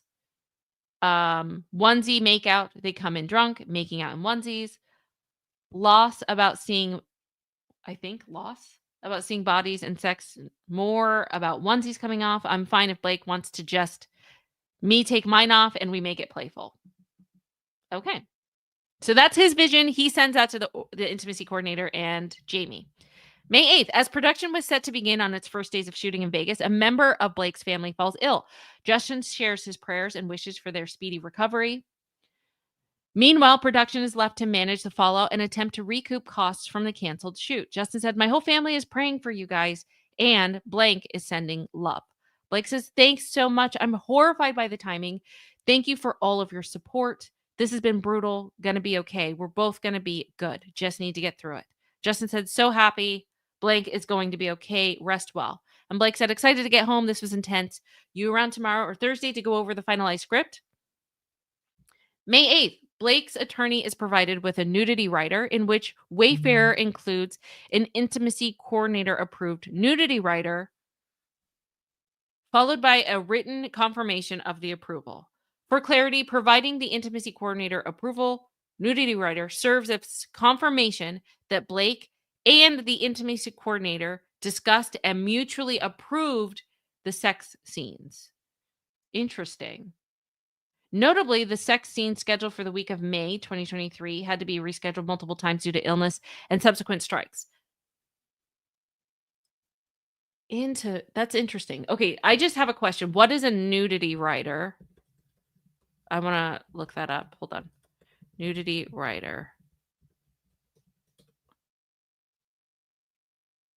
Okay, a nudity writer is a document that outlines the details of a performer's nudity or simulated sex scenes in a film.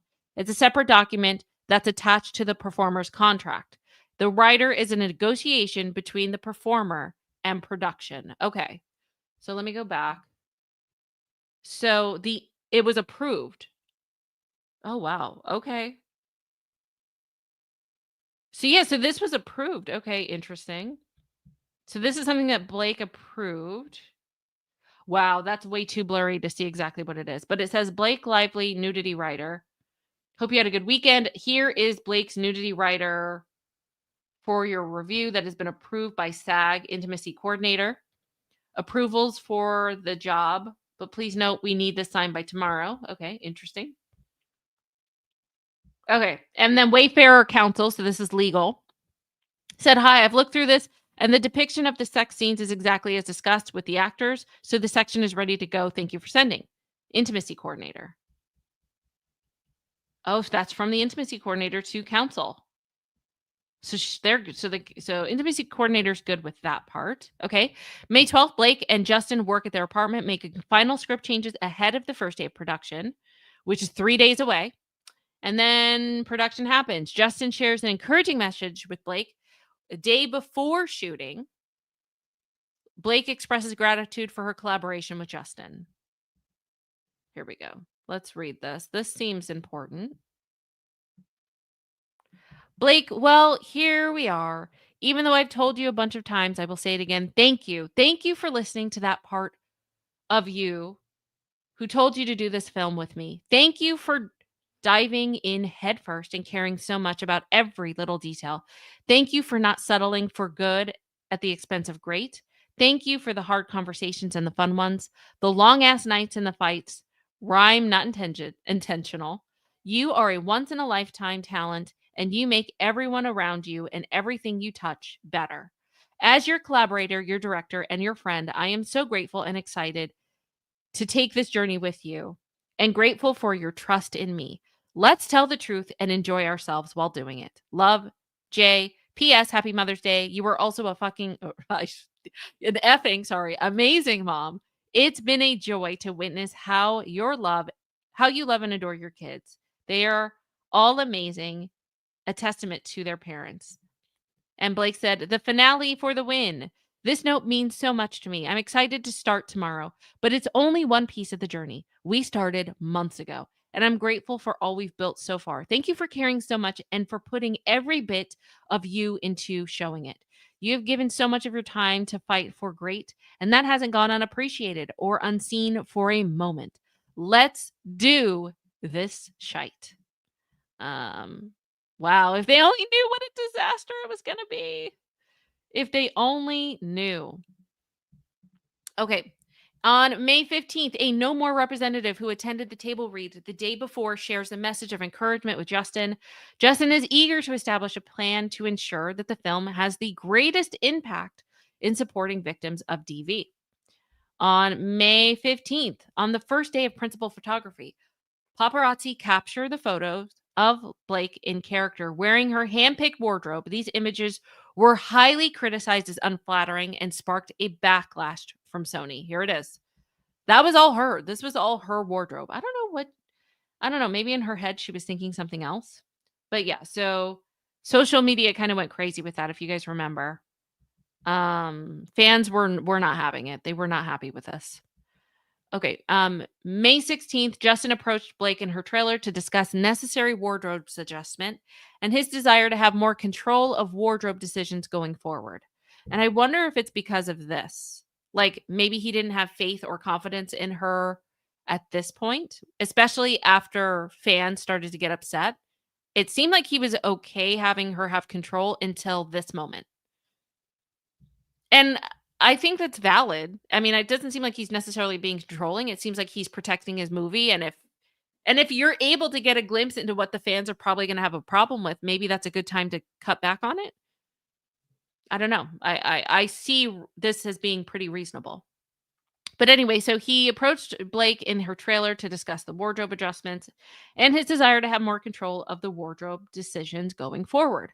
Before this meeting, Justin texted Heath saying that he was terrified of saying the wrong thing. So he already knows and he's already on his P's and Q's. Okay. And he asked Heath to send him prayers. Oh my gosh, the fact that they couldn't have a genuine collaborative moment in this area where he feels he has to set it back, tone it down, and he's terrified is it's telling. The meeting lasted 1.5 hours. As noted in the Daily Wrap email, Blake's complaint falsely characterized the exchange as a lengthy outburst that delayed filming and caused the crew to wait for hours while Justin cried in Blake's dressing room. Justin did briefly become emotional during the conversation, but only in response to what he believed was a genuine compliment from Blake, praising his work as a director and actor. Justin later realized this was the first of many manipulations for Blake, who in this moment was trying to convince Justin to continue her autonomy over her wardrobe.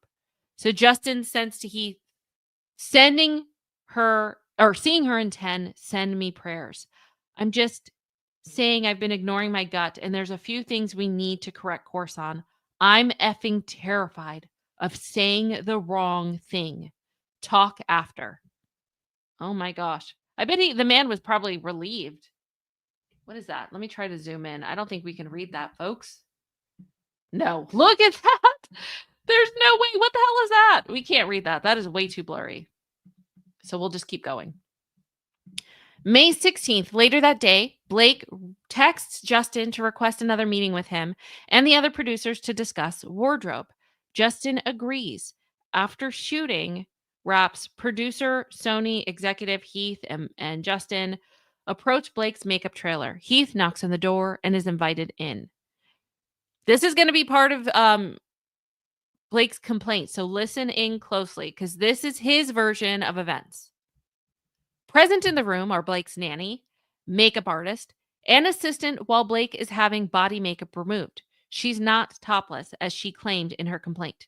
She was either nursing or pumping while fully covered. Blake asked Heath to face the wall while they determine a time to meet with the other producers who are standing just outside the door.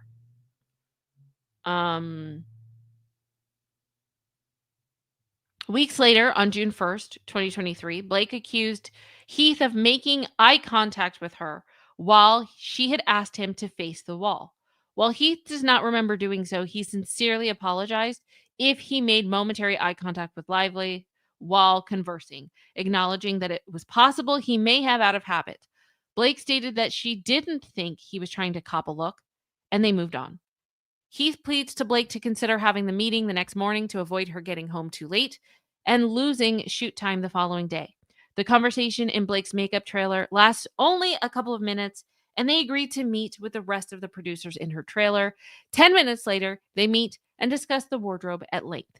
Any suggestion that Heath stared at her inappropriately is not only blatantly false, but also difficult to believe, especially in such a setting. Furthermore, Blake's complaint incorrectly states that Blake intended to speak with the producers about unprofessional behavior on this day, as this timeline showed. The alleged inappropriate behavior Blake described in her complaint had not yet occurred, and the conversation concerned only wardrobe and production. Interesting. Okay. Blake said, and this is a text message, "Hey, I think we should have a conversation with Jamie today. I would like to have a conversation with someone, and Jamie, all of us." And Justin said, "Yes, I'm telling them now something. Same thing." Okay. Blake continued to share her wardrobe.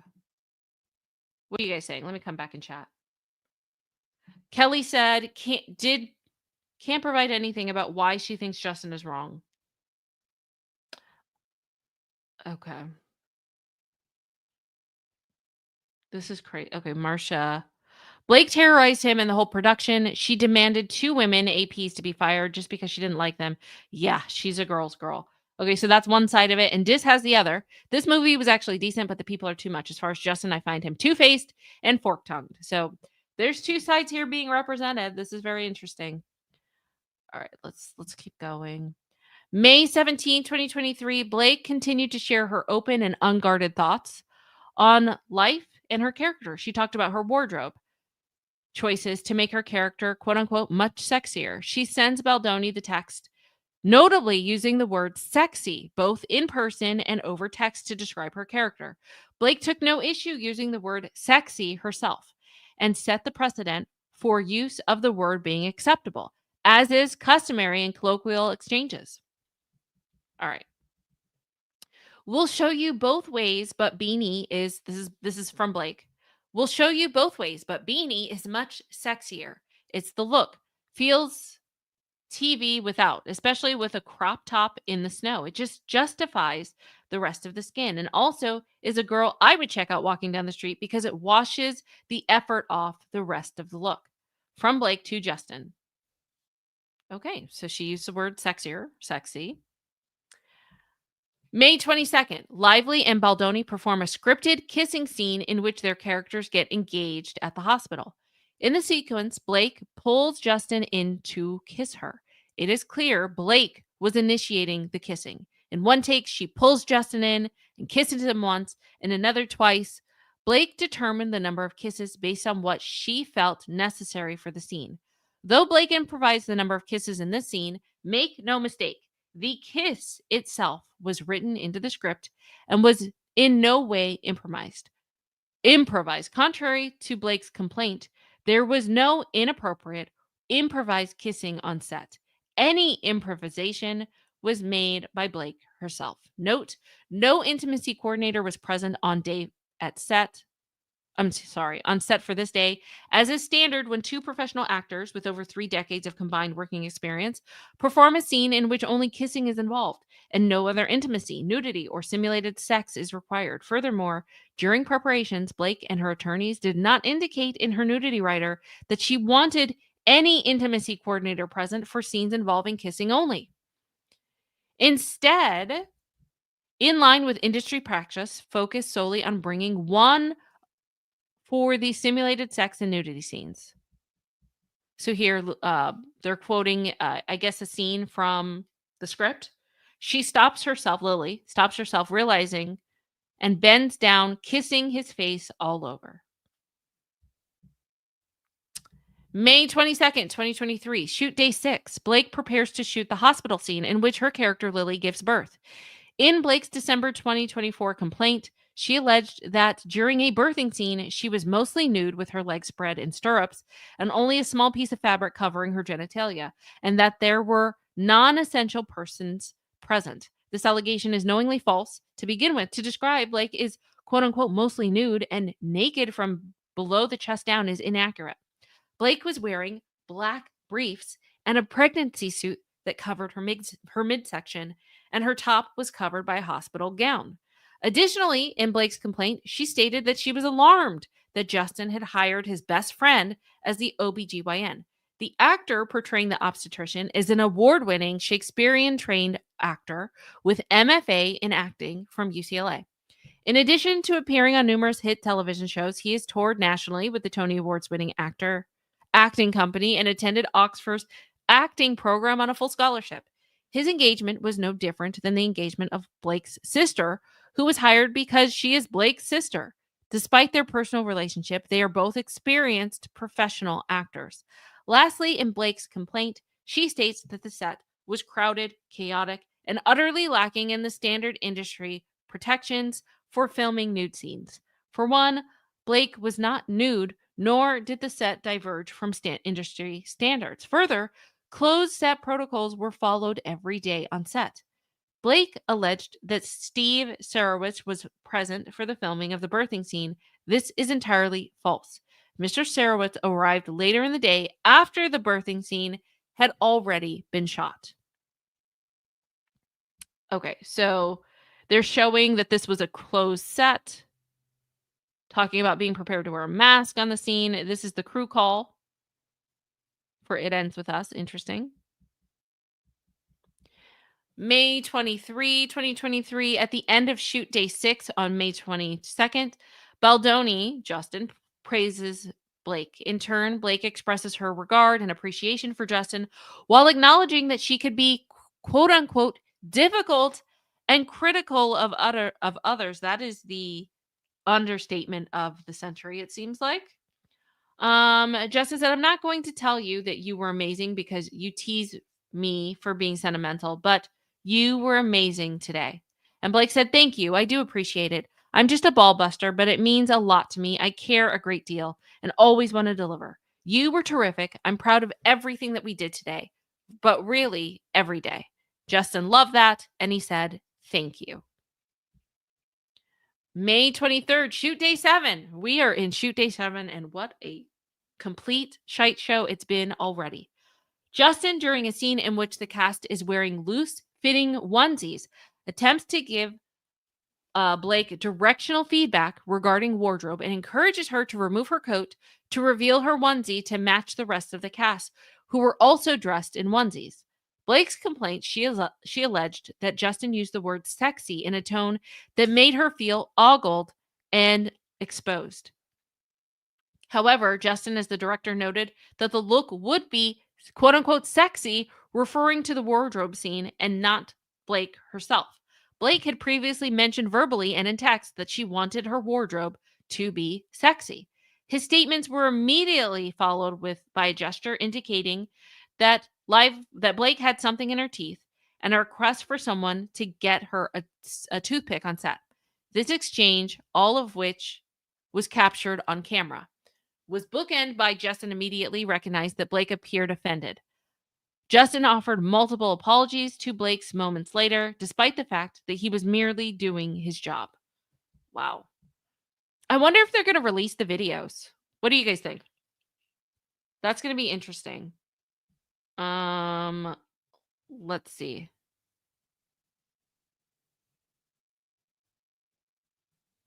Once again, Blake is all over the place. It kind of seems that way, right, Shanice? This is going to be interesting to hear her perspective because right now, coming from Justin's perspective and his receipts, it makes a lot of sense. Granted, maybe there's some receipts he's leaving out. We don't have all of these text messages in full, so I get he's painting his narrative. We still got to wait for Blake's, but she's got a lot of explaining to do. She does. Yes, agreed. These videos will be for trial, can't be. And that's if it goes to trial. Who knows if it's actually going to go to trial? It may not. Oh, thanks, Arlette. Please press the like button. I would appreciate that. I'm trying, you guys. We're doing good things. We're doing big things. Okay, let's keep going. Later that day during the action sequence, Blake and Justin's characters would kiss, which is all caught on camera. Blake's complaint later accused Justin of discreetly biting and sucking on Blake's lower lip during a scene in which he improvised numerous kisses on each take. As shown in the script pages, the kissing was not improvised. Okay, so here is the script. In a series of quick cuts, we watch these 4 live it up at the bar in their onesies, laughing and drinking, Ryle grabbing Lily around the waist and kissing her. Okay, that's what they want to show. Let me go back. I mean, yeah, but sucking on the lower lip. Okay, so this is one thing that I can see that Blake is going to push back on because, yeah, it does talk about kissing, but it doesn't talk about sucking on the lips. So that is something that is going to have to be talked to through both characters. So I can see Justin's point here, but at the same time, there obviously can be a clear argument for Blake on that end. I mean, it doesn't say Ryle's grabbing, sucking, and kissing her lips. Like, there's big difference there. So, but I get his point. I get his point. He's basically saying, this was still an intimate scene, but it still needs to be compromised between the two parties, right? Okay. May 23rd, during the lunch, as part of a continued creative discussion that Justin and Blake were having about the hospital birthing scene, Justin asked Heath to show Blake his wife's post-home birth video. That's where it comes into play. So it was Justin that asked him to show Blake the post birthday or the birth video. That's interesting.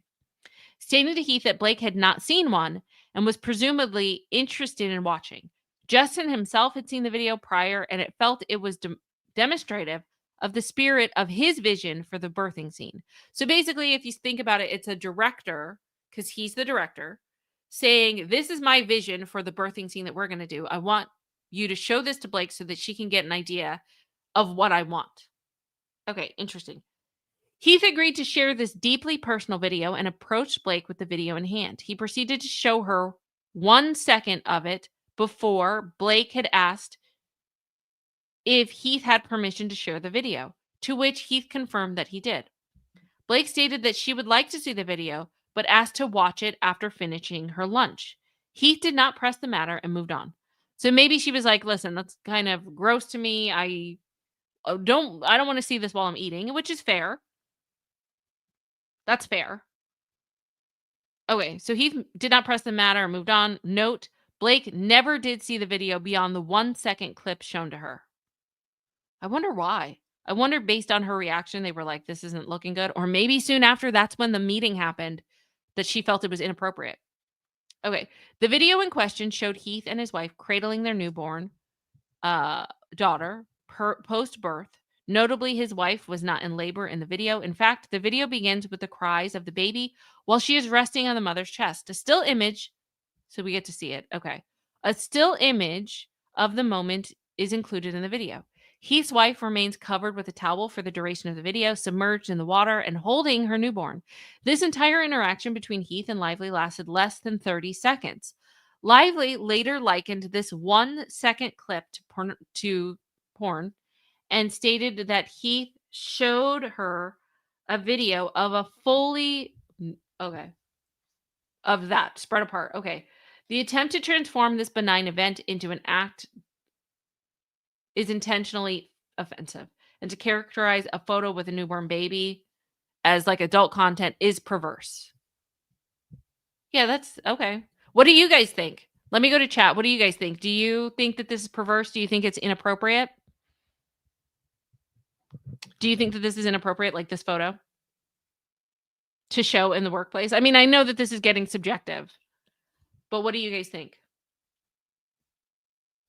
What are your thoughts? Because I don't. JS says no. Oh, thank you. Techno Hippie said, like number 90, thank you, IQ, for this opportunity to find out the truth in this matter. Stay blessed and smart. Much love always. Thank you, Techno. That's so sweet. Okay, you guys don't think so? No, not at all. No, not at all. That's not perverse. It's actually sweet. Nope, looks like life. I like that, Mima. Hey, Mima. Good to see you. Yeah, it looks like life. It does. Hugh thinks it's weird. Weird, but not a HR problem, not at all. He thinks it's very intimate. Is there anyone that thinks it was inappropriate? I would love to hear that too, because I think the majority.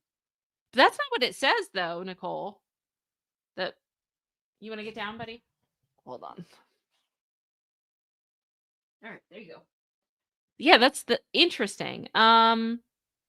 I don't see anyone. If anyone does think it's inappropriate, and if you're watching on the replay, let me know in the comment section. I would love to know what you guys have to say about that. But yeah, it doesn't seem inappropriate to me. I'll leave that question up there. Okay, let's keep going. Okay, May 23rd, 2023, that evening, Justin and Blake's characters filmed a romance montage, slow dancing at a bar, completely in their own world. We saw that. If you guys watched my video, go ahead and check that out on my channel, because I do a deep dive on the Blake and Justin situation, So you'll definitely want to watch that. Because we capture the whole dance scene. Okay. That evening, Justin and Blake do the completely in their own world slow dancing scene. The complete footage of the scene was released to the general public. Yes, it was in direct response to the public lies. It's on my channel if you guys want to check it out. The video directly contradicts Blake's depiction of Justin's behavior. The footage shows Blake and Justin in character, acting with their bodies while simultaneously engaging in a personal conversation about their respective marriages, all while continuing to perform their roles as a couple deeply in love. A script excerpt is included below. So it talks about Ryle and Lily slow dance in a bar, patrons around them drinking and watching sports, completely in their own world. Here's the real romance montage. Lily and Ryle slow dance. Okay. All right. May 25th. Blake learned that the crew members had called out sick with COVID and as a result request that the testing be conducted on set. Despite the return to work agreement expiring, which laid out COVID protocols on set, there was still a remaining SAG protocol that if an actor requests those working in extremely close proximity to him or her be tested, they must do so. Production complied and informed crew members in close proximity to the cast that they should report for testing the following morning, contrary to Blake's complaint, which states that Wayfarer failed to implement COVID protocols on set. Production was under no obligation to conduct regular testing unless specifically requested by an actor, which they all did. The email below shows one of the film's executive producers notifying the crew of the following day's mandatory testing. Okay, so basically there it is. Out of an abundance of caution due to some COVID positive tests among our crew, one of our actors has requested that the COVID test those in the general area close to talent on set. Despite the return to work agreement expiring, there is a remaining SAG protocol that if an actor requests those working in extreme close proximity to him or her be tested, we must do so. Okay.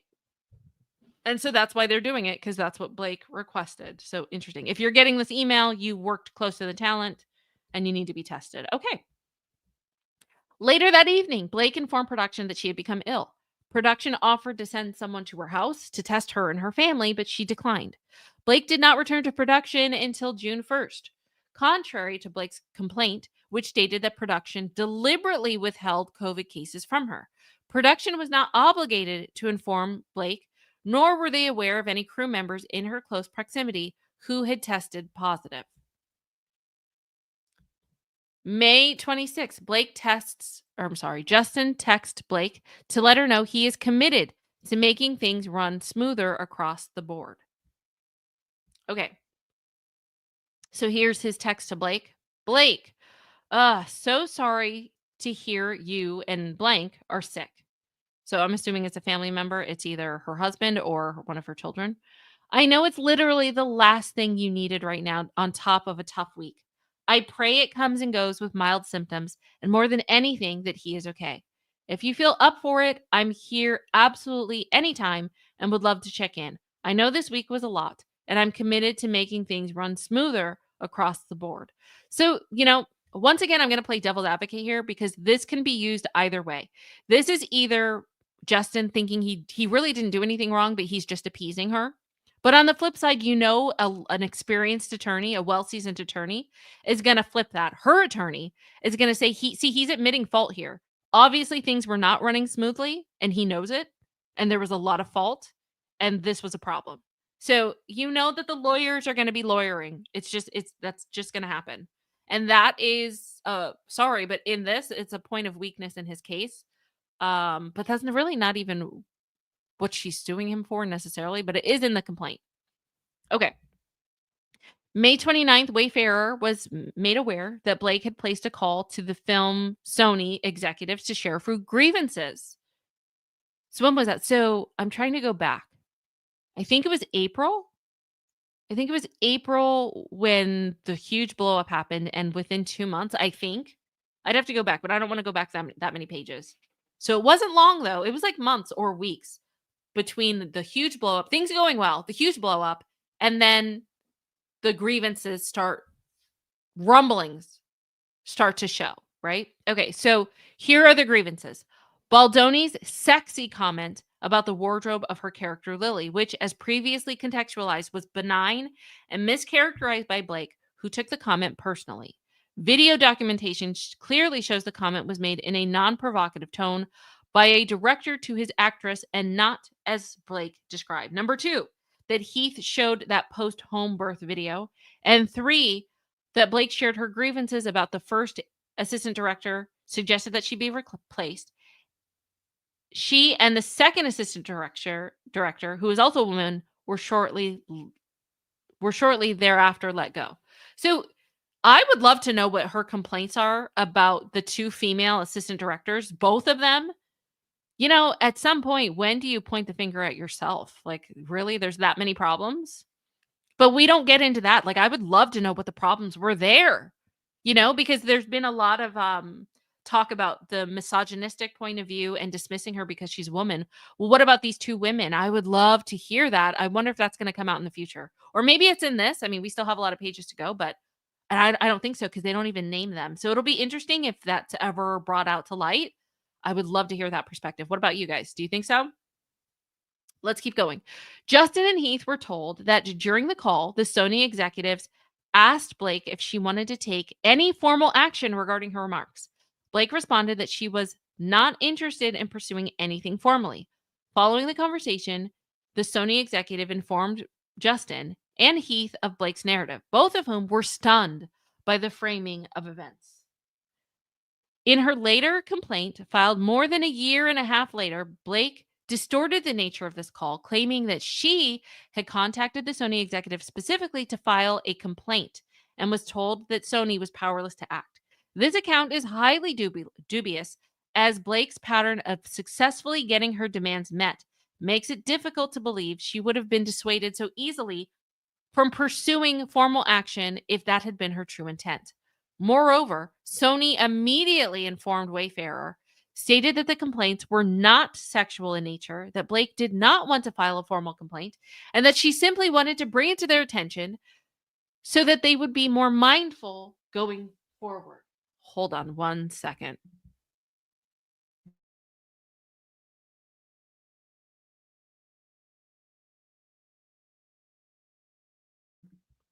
Okay. Where was I? Let me just make sure. Oh, let me move this. This comment's been there forever. Okay. Thank you, Shanice. Let me take that down now. Okay, let's keep going. Where was I? Okay, let's just start here. May 30th, 2023. Justin, reflecting on his conversations with Sony executive number 1 on May 29th, 2023, regarding Blake's framing of the sexy comment and birth video, decides to draft a note for Blake in an effort to rebuild rapport. Oh my gosh, this man's been rebuilding rapport like what? Is this the 4th or 5th time? We need to start making note. In an effort to rebuild rapport and clear the air. However, Justin also sensed that Blake was intentionally manipulating the facts. Despite this, Justin asked producer number 1 to pass along the following note to Blake. I really hope that Blake, I really hope that Blank is okay. Wait, didn't we already do this? No, we didn't. Okay, Blake, I really hope that Blake, I really hope that someone is okay and your symptoms are getting better. I'm so sorry that you were going through this. I want you to know that I've been made aware of your concerns and I hear you. They are fully received and adjustments will be made eminently. Also, the dailies are looking wonderful. And while the last 2 days were tough, I assure you that your work was fantastic. I truly believe you were creating one of your most honest performances that will have a long lasting and powerful impact. Looking forward to working with you when you feel better. Justin.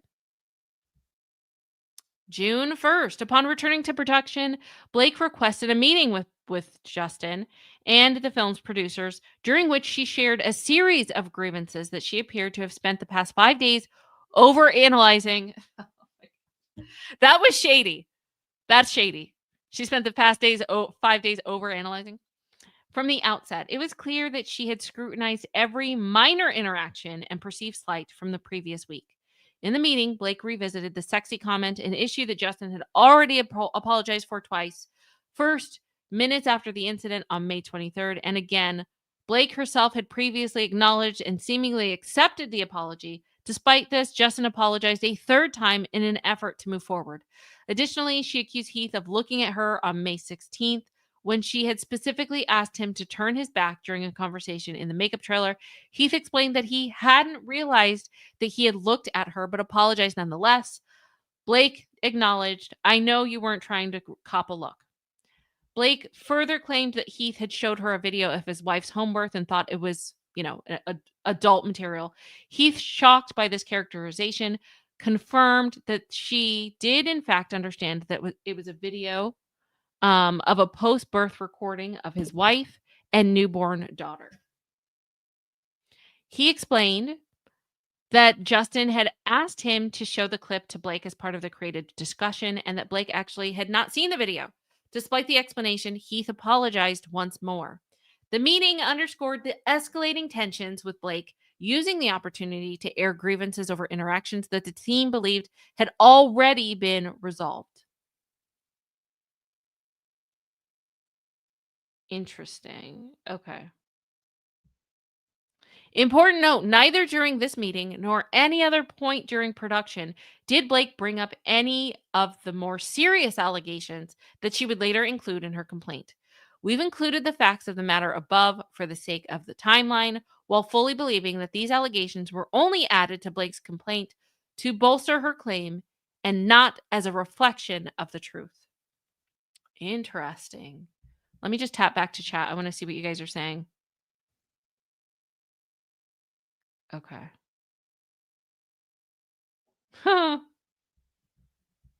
Mima said, "Why is it on him to fix things? Seems he has to apologize for being a victim. Typical narcissistic behavior from Blake. Start a problem, make a victim, beg for more." Whew, Mima. This is crazy, right? Oop, go back. Come on. There we go. All right.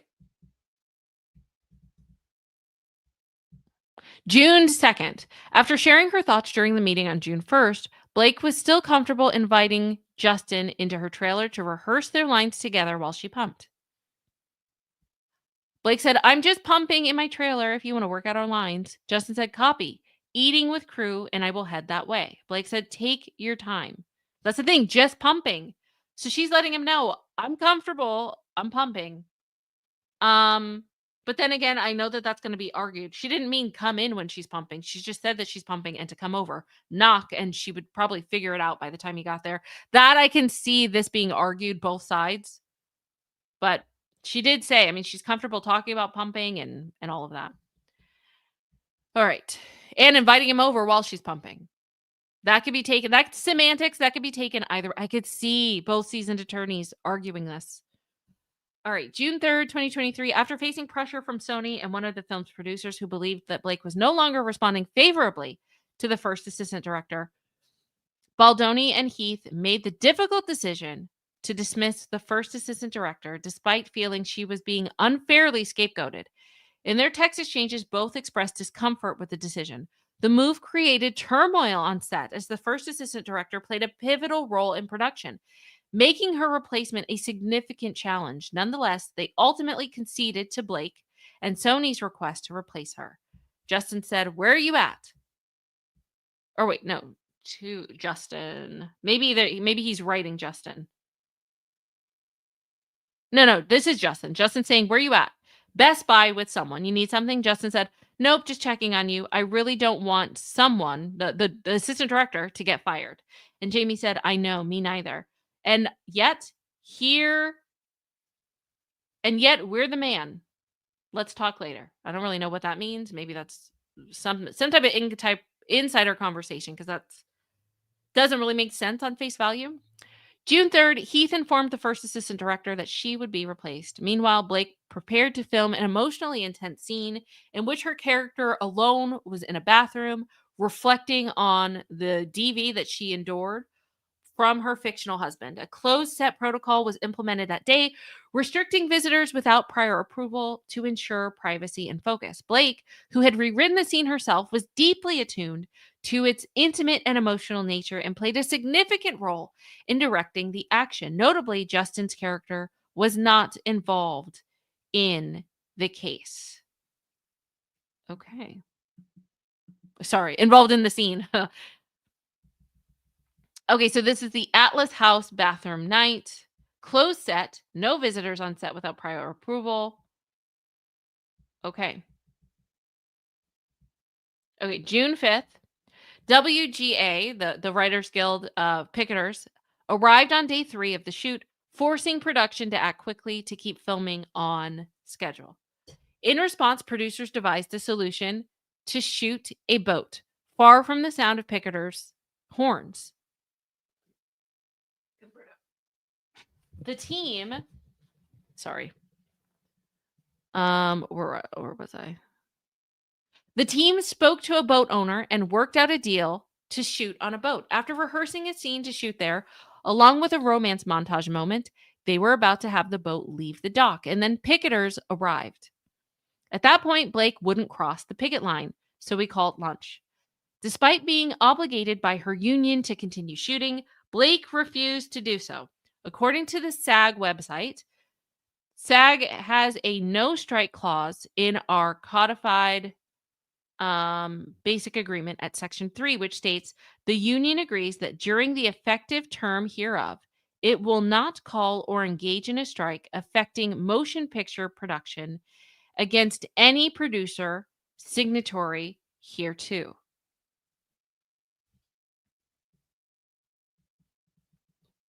So it ends with us. Here's the daily wrap up. This is the line producer to Sony Production and Jamie Heath. It says, "Hi, y'all. Today we intended to shoot the finale of the film in the park in Jersey City. We were met with picketers at all entrances to the park. They then began chanting. We moved the crew and work trucks to base camp, which happened to be along the water. We spoke to a boat owner and worked out all the details to shoot. After rehearsing a scene to shoot there, along with a romance montage moment, we were about to have the boat leave the dock, and then picketers arrived. At that point, Blake wouldn't cross the picket line, so we called lunch. After lunch with the picketers were still at the park as well and blocking the entrance to the base camp lot, we then called wrap. We shot one insert today of Lily putting a napkin in her father's grave. We cheated. It's in the base camp a lot. Justin and Blake were rehearsing now for upcoming scenes. Tomorrow, we're back at our Lily Bloom flower shop location in Hoboken to continue our work there. Thanks." Okay. Let's see. Okay, here's what they highlighted. Like most unions, SAG has a no strike clause. The union agrees that during the effective term hereof, we will not call or engage in a strike affecting motion picture production against any producer signatory hereto. June 5th, 2023, Justin, still feeling terrible about letting the first assistant director go, shared that he wanted to reach out.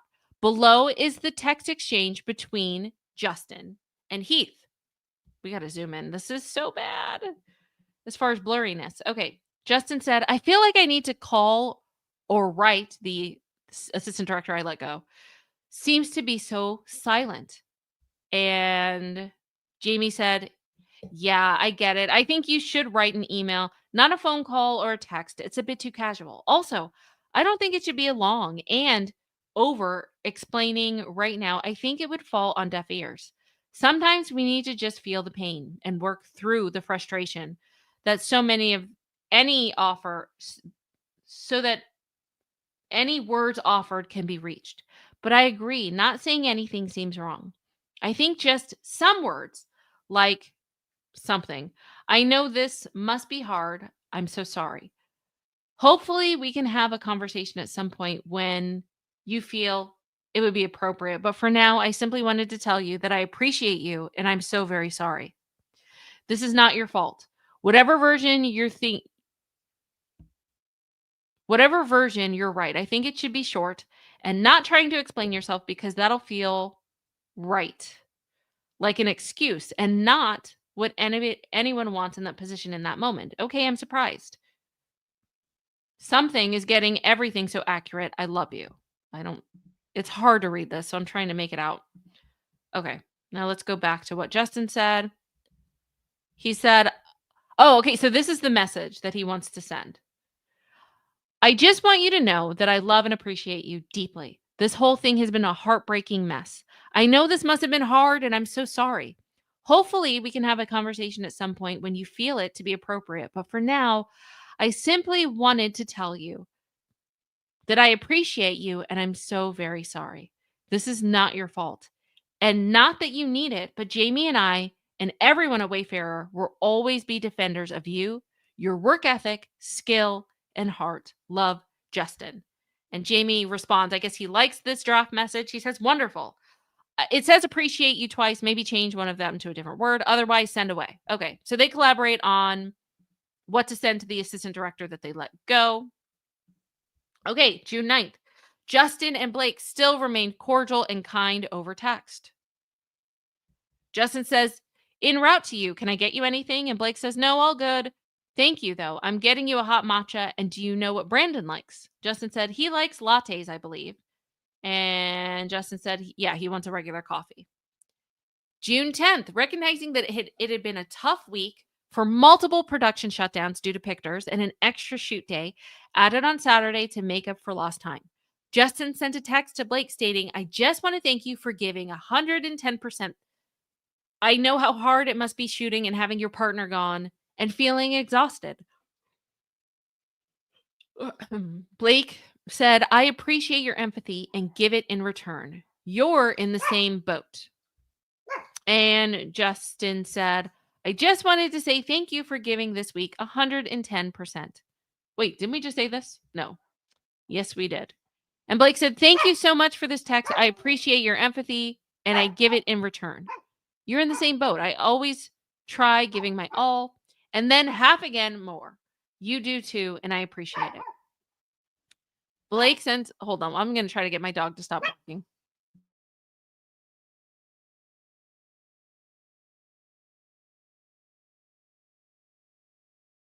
He's going to keep going, guys. Okay, June 13th, Blake asked Justin for access to the dailies via text message. Blake said, hey, would you mind giving me access to the dailies? And I'm curious which takes you liked of the scenes and showed blank. My manager, blank, flew out to visit set and leaves tomorrow. He heard all about it and I'd love to show him. I appreciate you too. Slammed right now to make this happen, but maybe someone else can facilitate. Thanks so much. Justin shares with his production team that Blake's unorthodox request to see the dailies. Concerned that Blake's tendency to overstep and take control. Justin consulted his production team's trouble on set. Oh my gosh. She's pushing the boundaries again. Justin consulted his production team on how to best respond. The team unanimously advised against granting her access, fearing she might start to edit the movie and dictate which takes to use, a concern that ultimately proved accurate. However, as a gesture of goodwill, Justin chose, oh my gosh.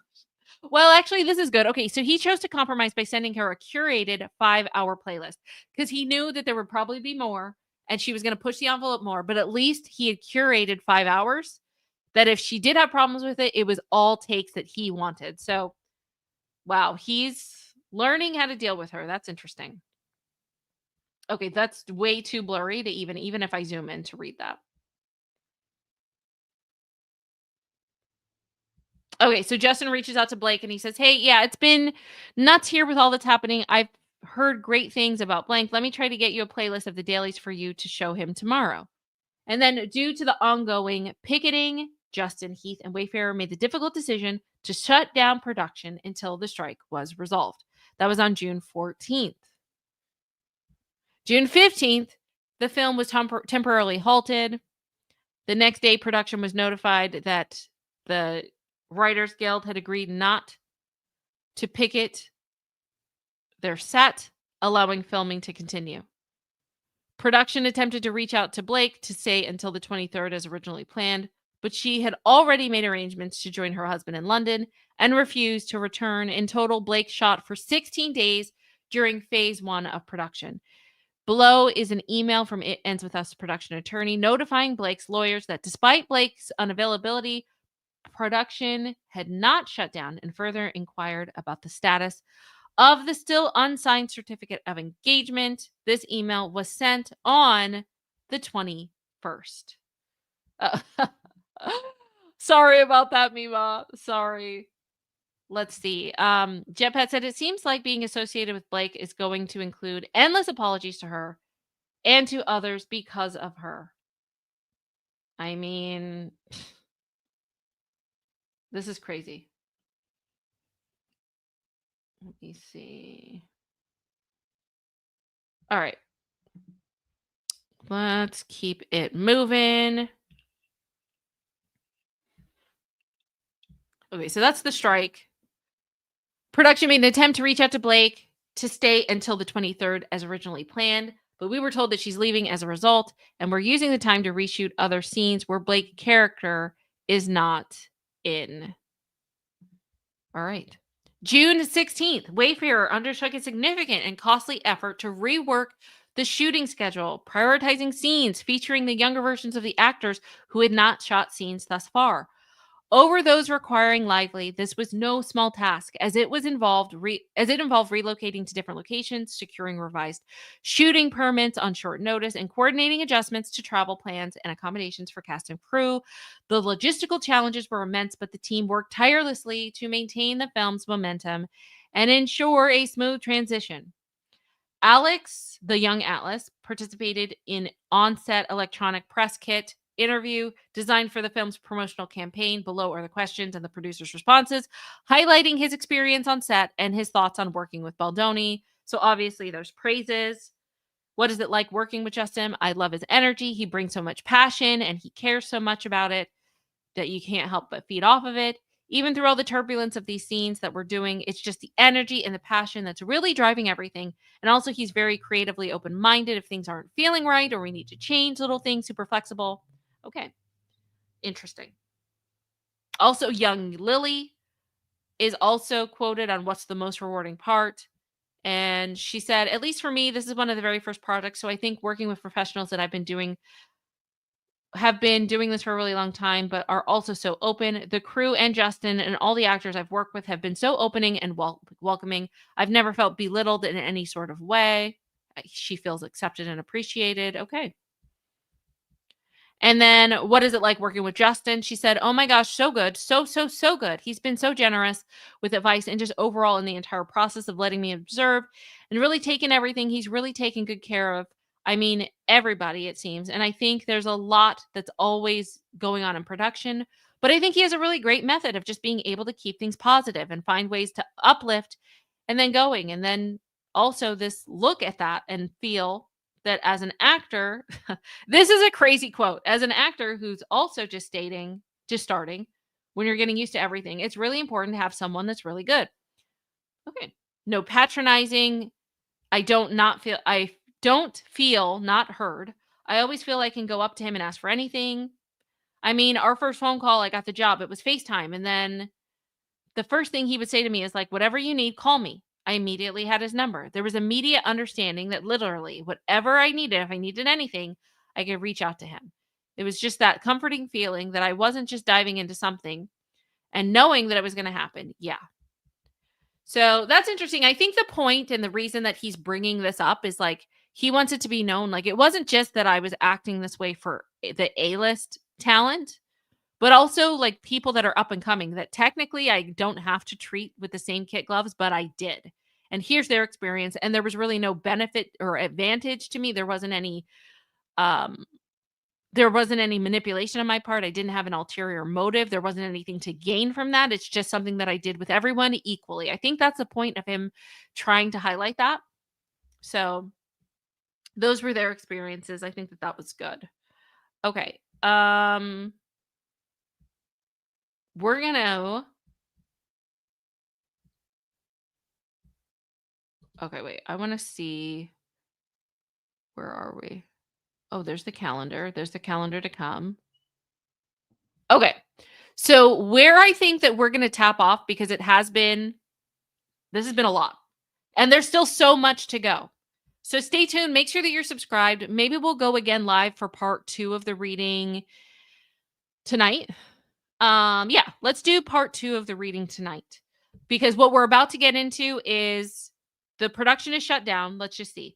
Blake right now is in London. She's checking in, and it looks like they're about to. This is what we'll get into in the next few pages. Let me go back to it. They start to talk about filming that happens May or production. Something is happening in May and June, and we are going to get into that in part 2. But wasn't this enlightening so far, you guys? This was insane, and I'm so glad that we get to do this together. Yes, I heard that. They are in court right now. So we'll be following it all. We'll be following it all. But that is it for now. Stay tuned. I'm gonna reschedule right after this, part 2. Let's see. But yeah, it'll be tonight. Let's go over another like 2 hours of stuff for tomorrow or tonight. We'll keep going. We're gonna get this through in the next few days. There's just so much, but let's do this together, okay? If you guys are watching on the replay, put your comments and everything that you want addressed below because we will discuss it in the next live. But this was fun. Thank you guys so much for coming. And yeah, I will see you guys tonight. So just stay tuned. I will schedule this and actually have a time going. Check the community tab post. Make sure you're subscribed. I love you guys. Thank you so much for joining, and we will continue this tonight. I'm sure there's going to be breaking news on the case that's already going on. So let's go. All right. Thank you. Thank you guys. I'll see you guys tonight. Bye. It was a good turnout. It was a good first turnout. Love you guys. See you soon. Bye.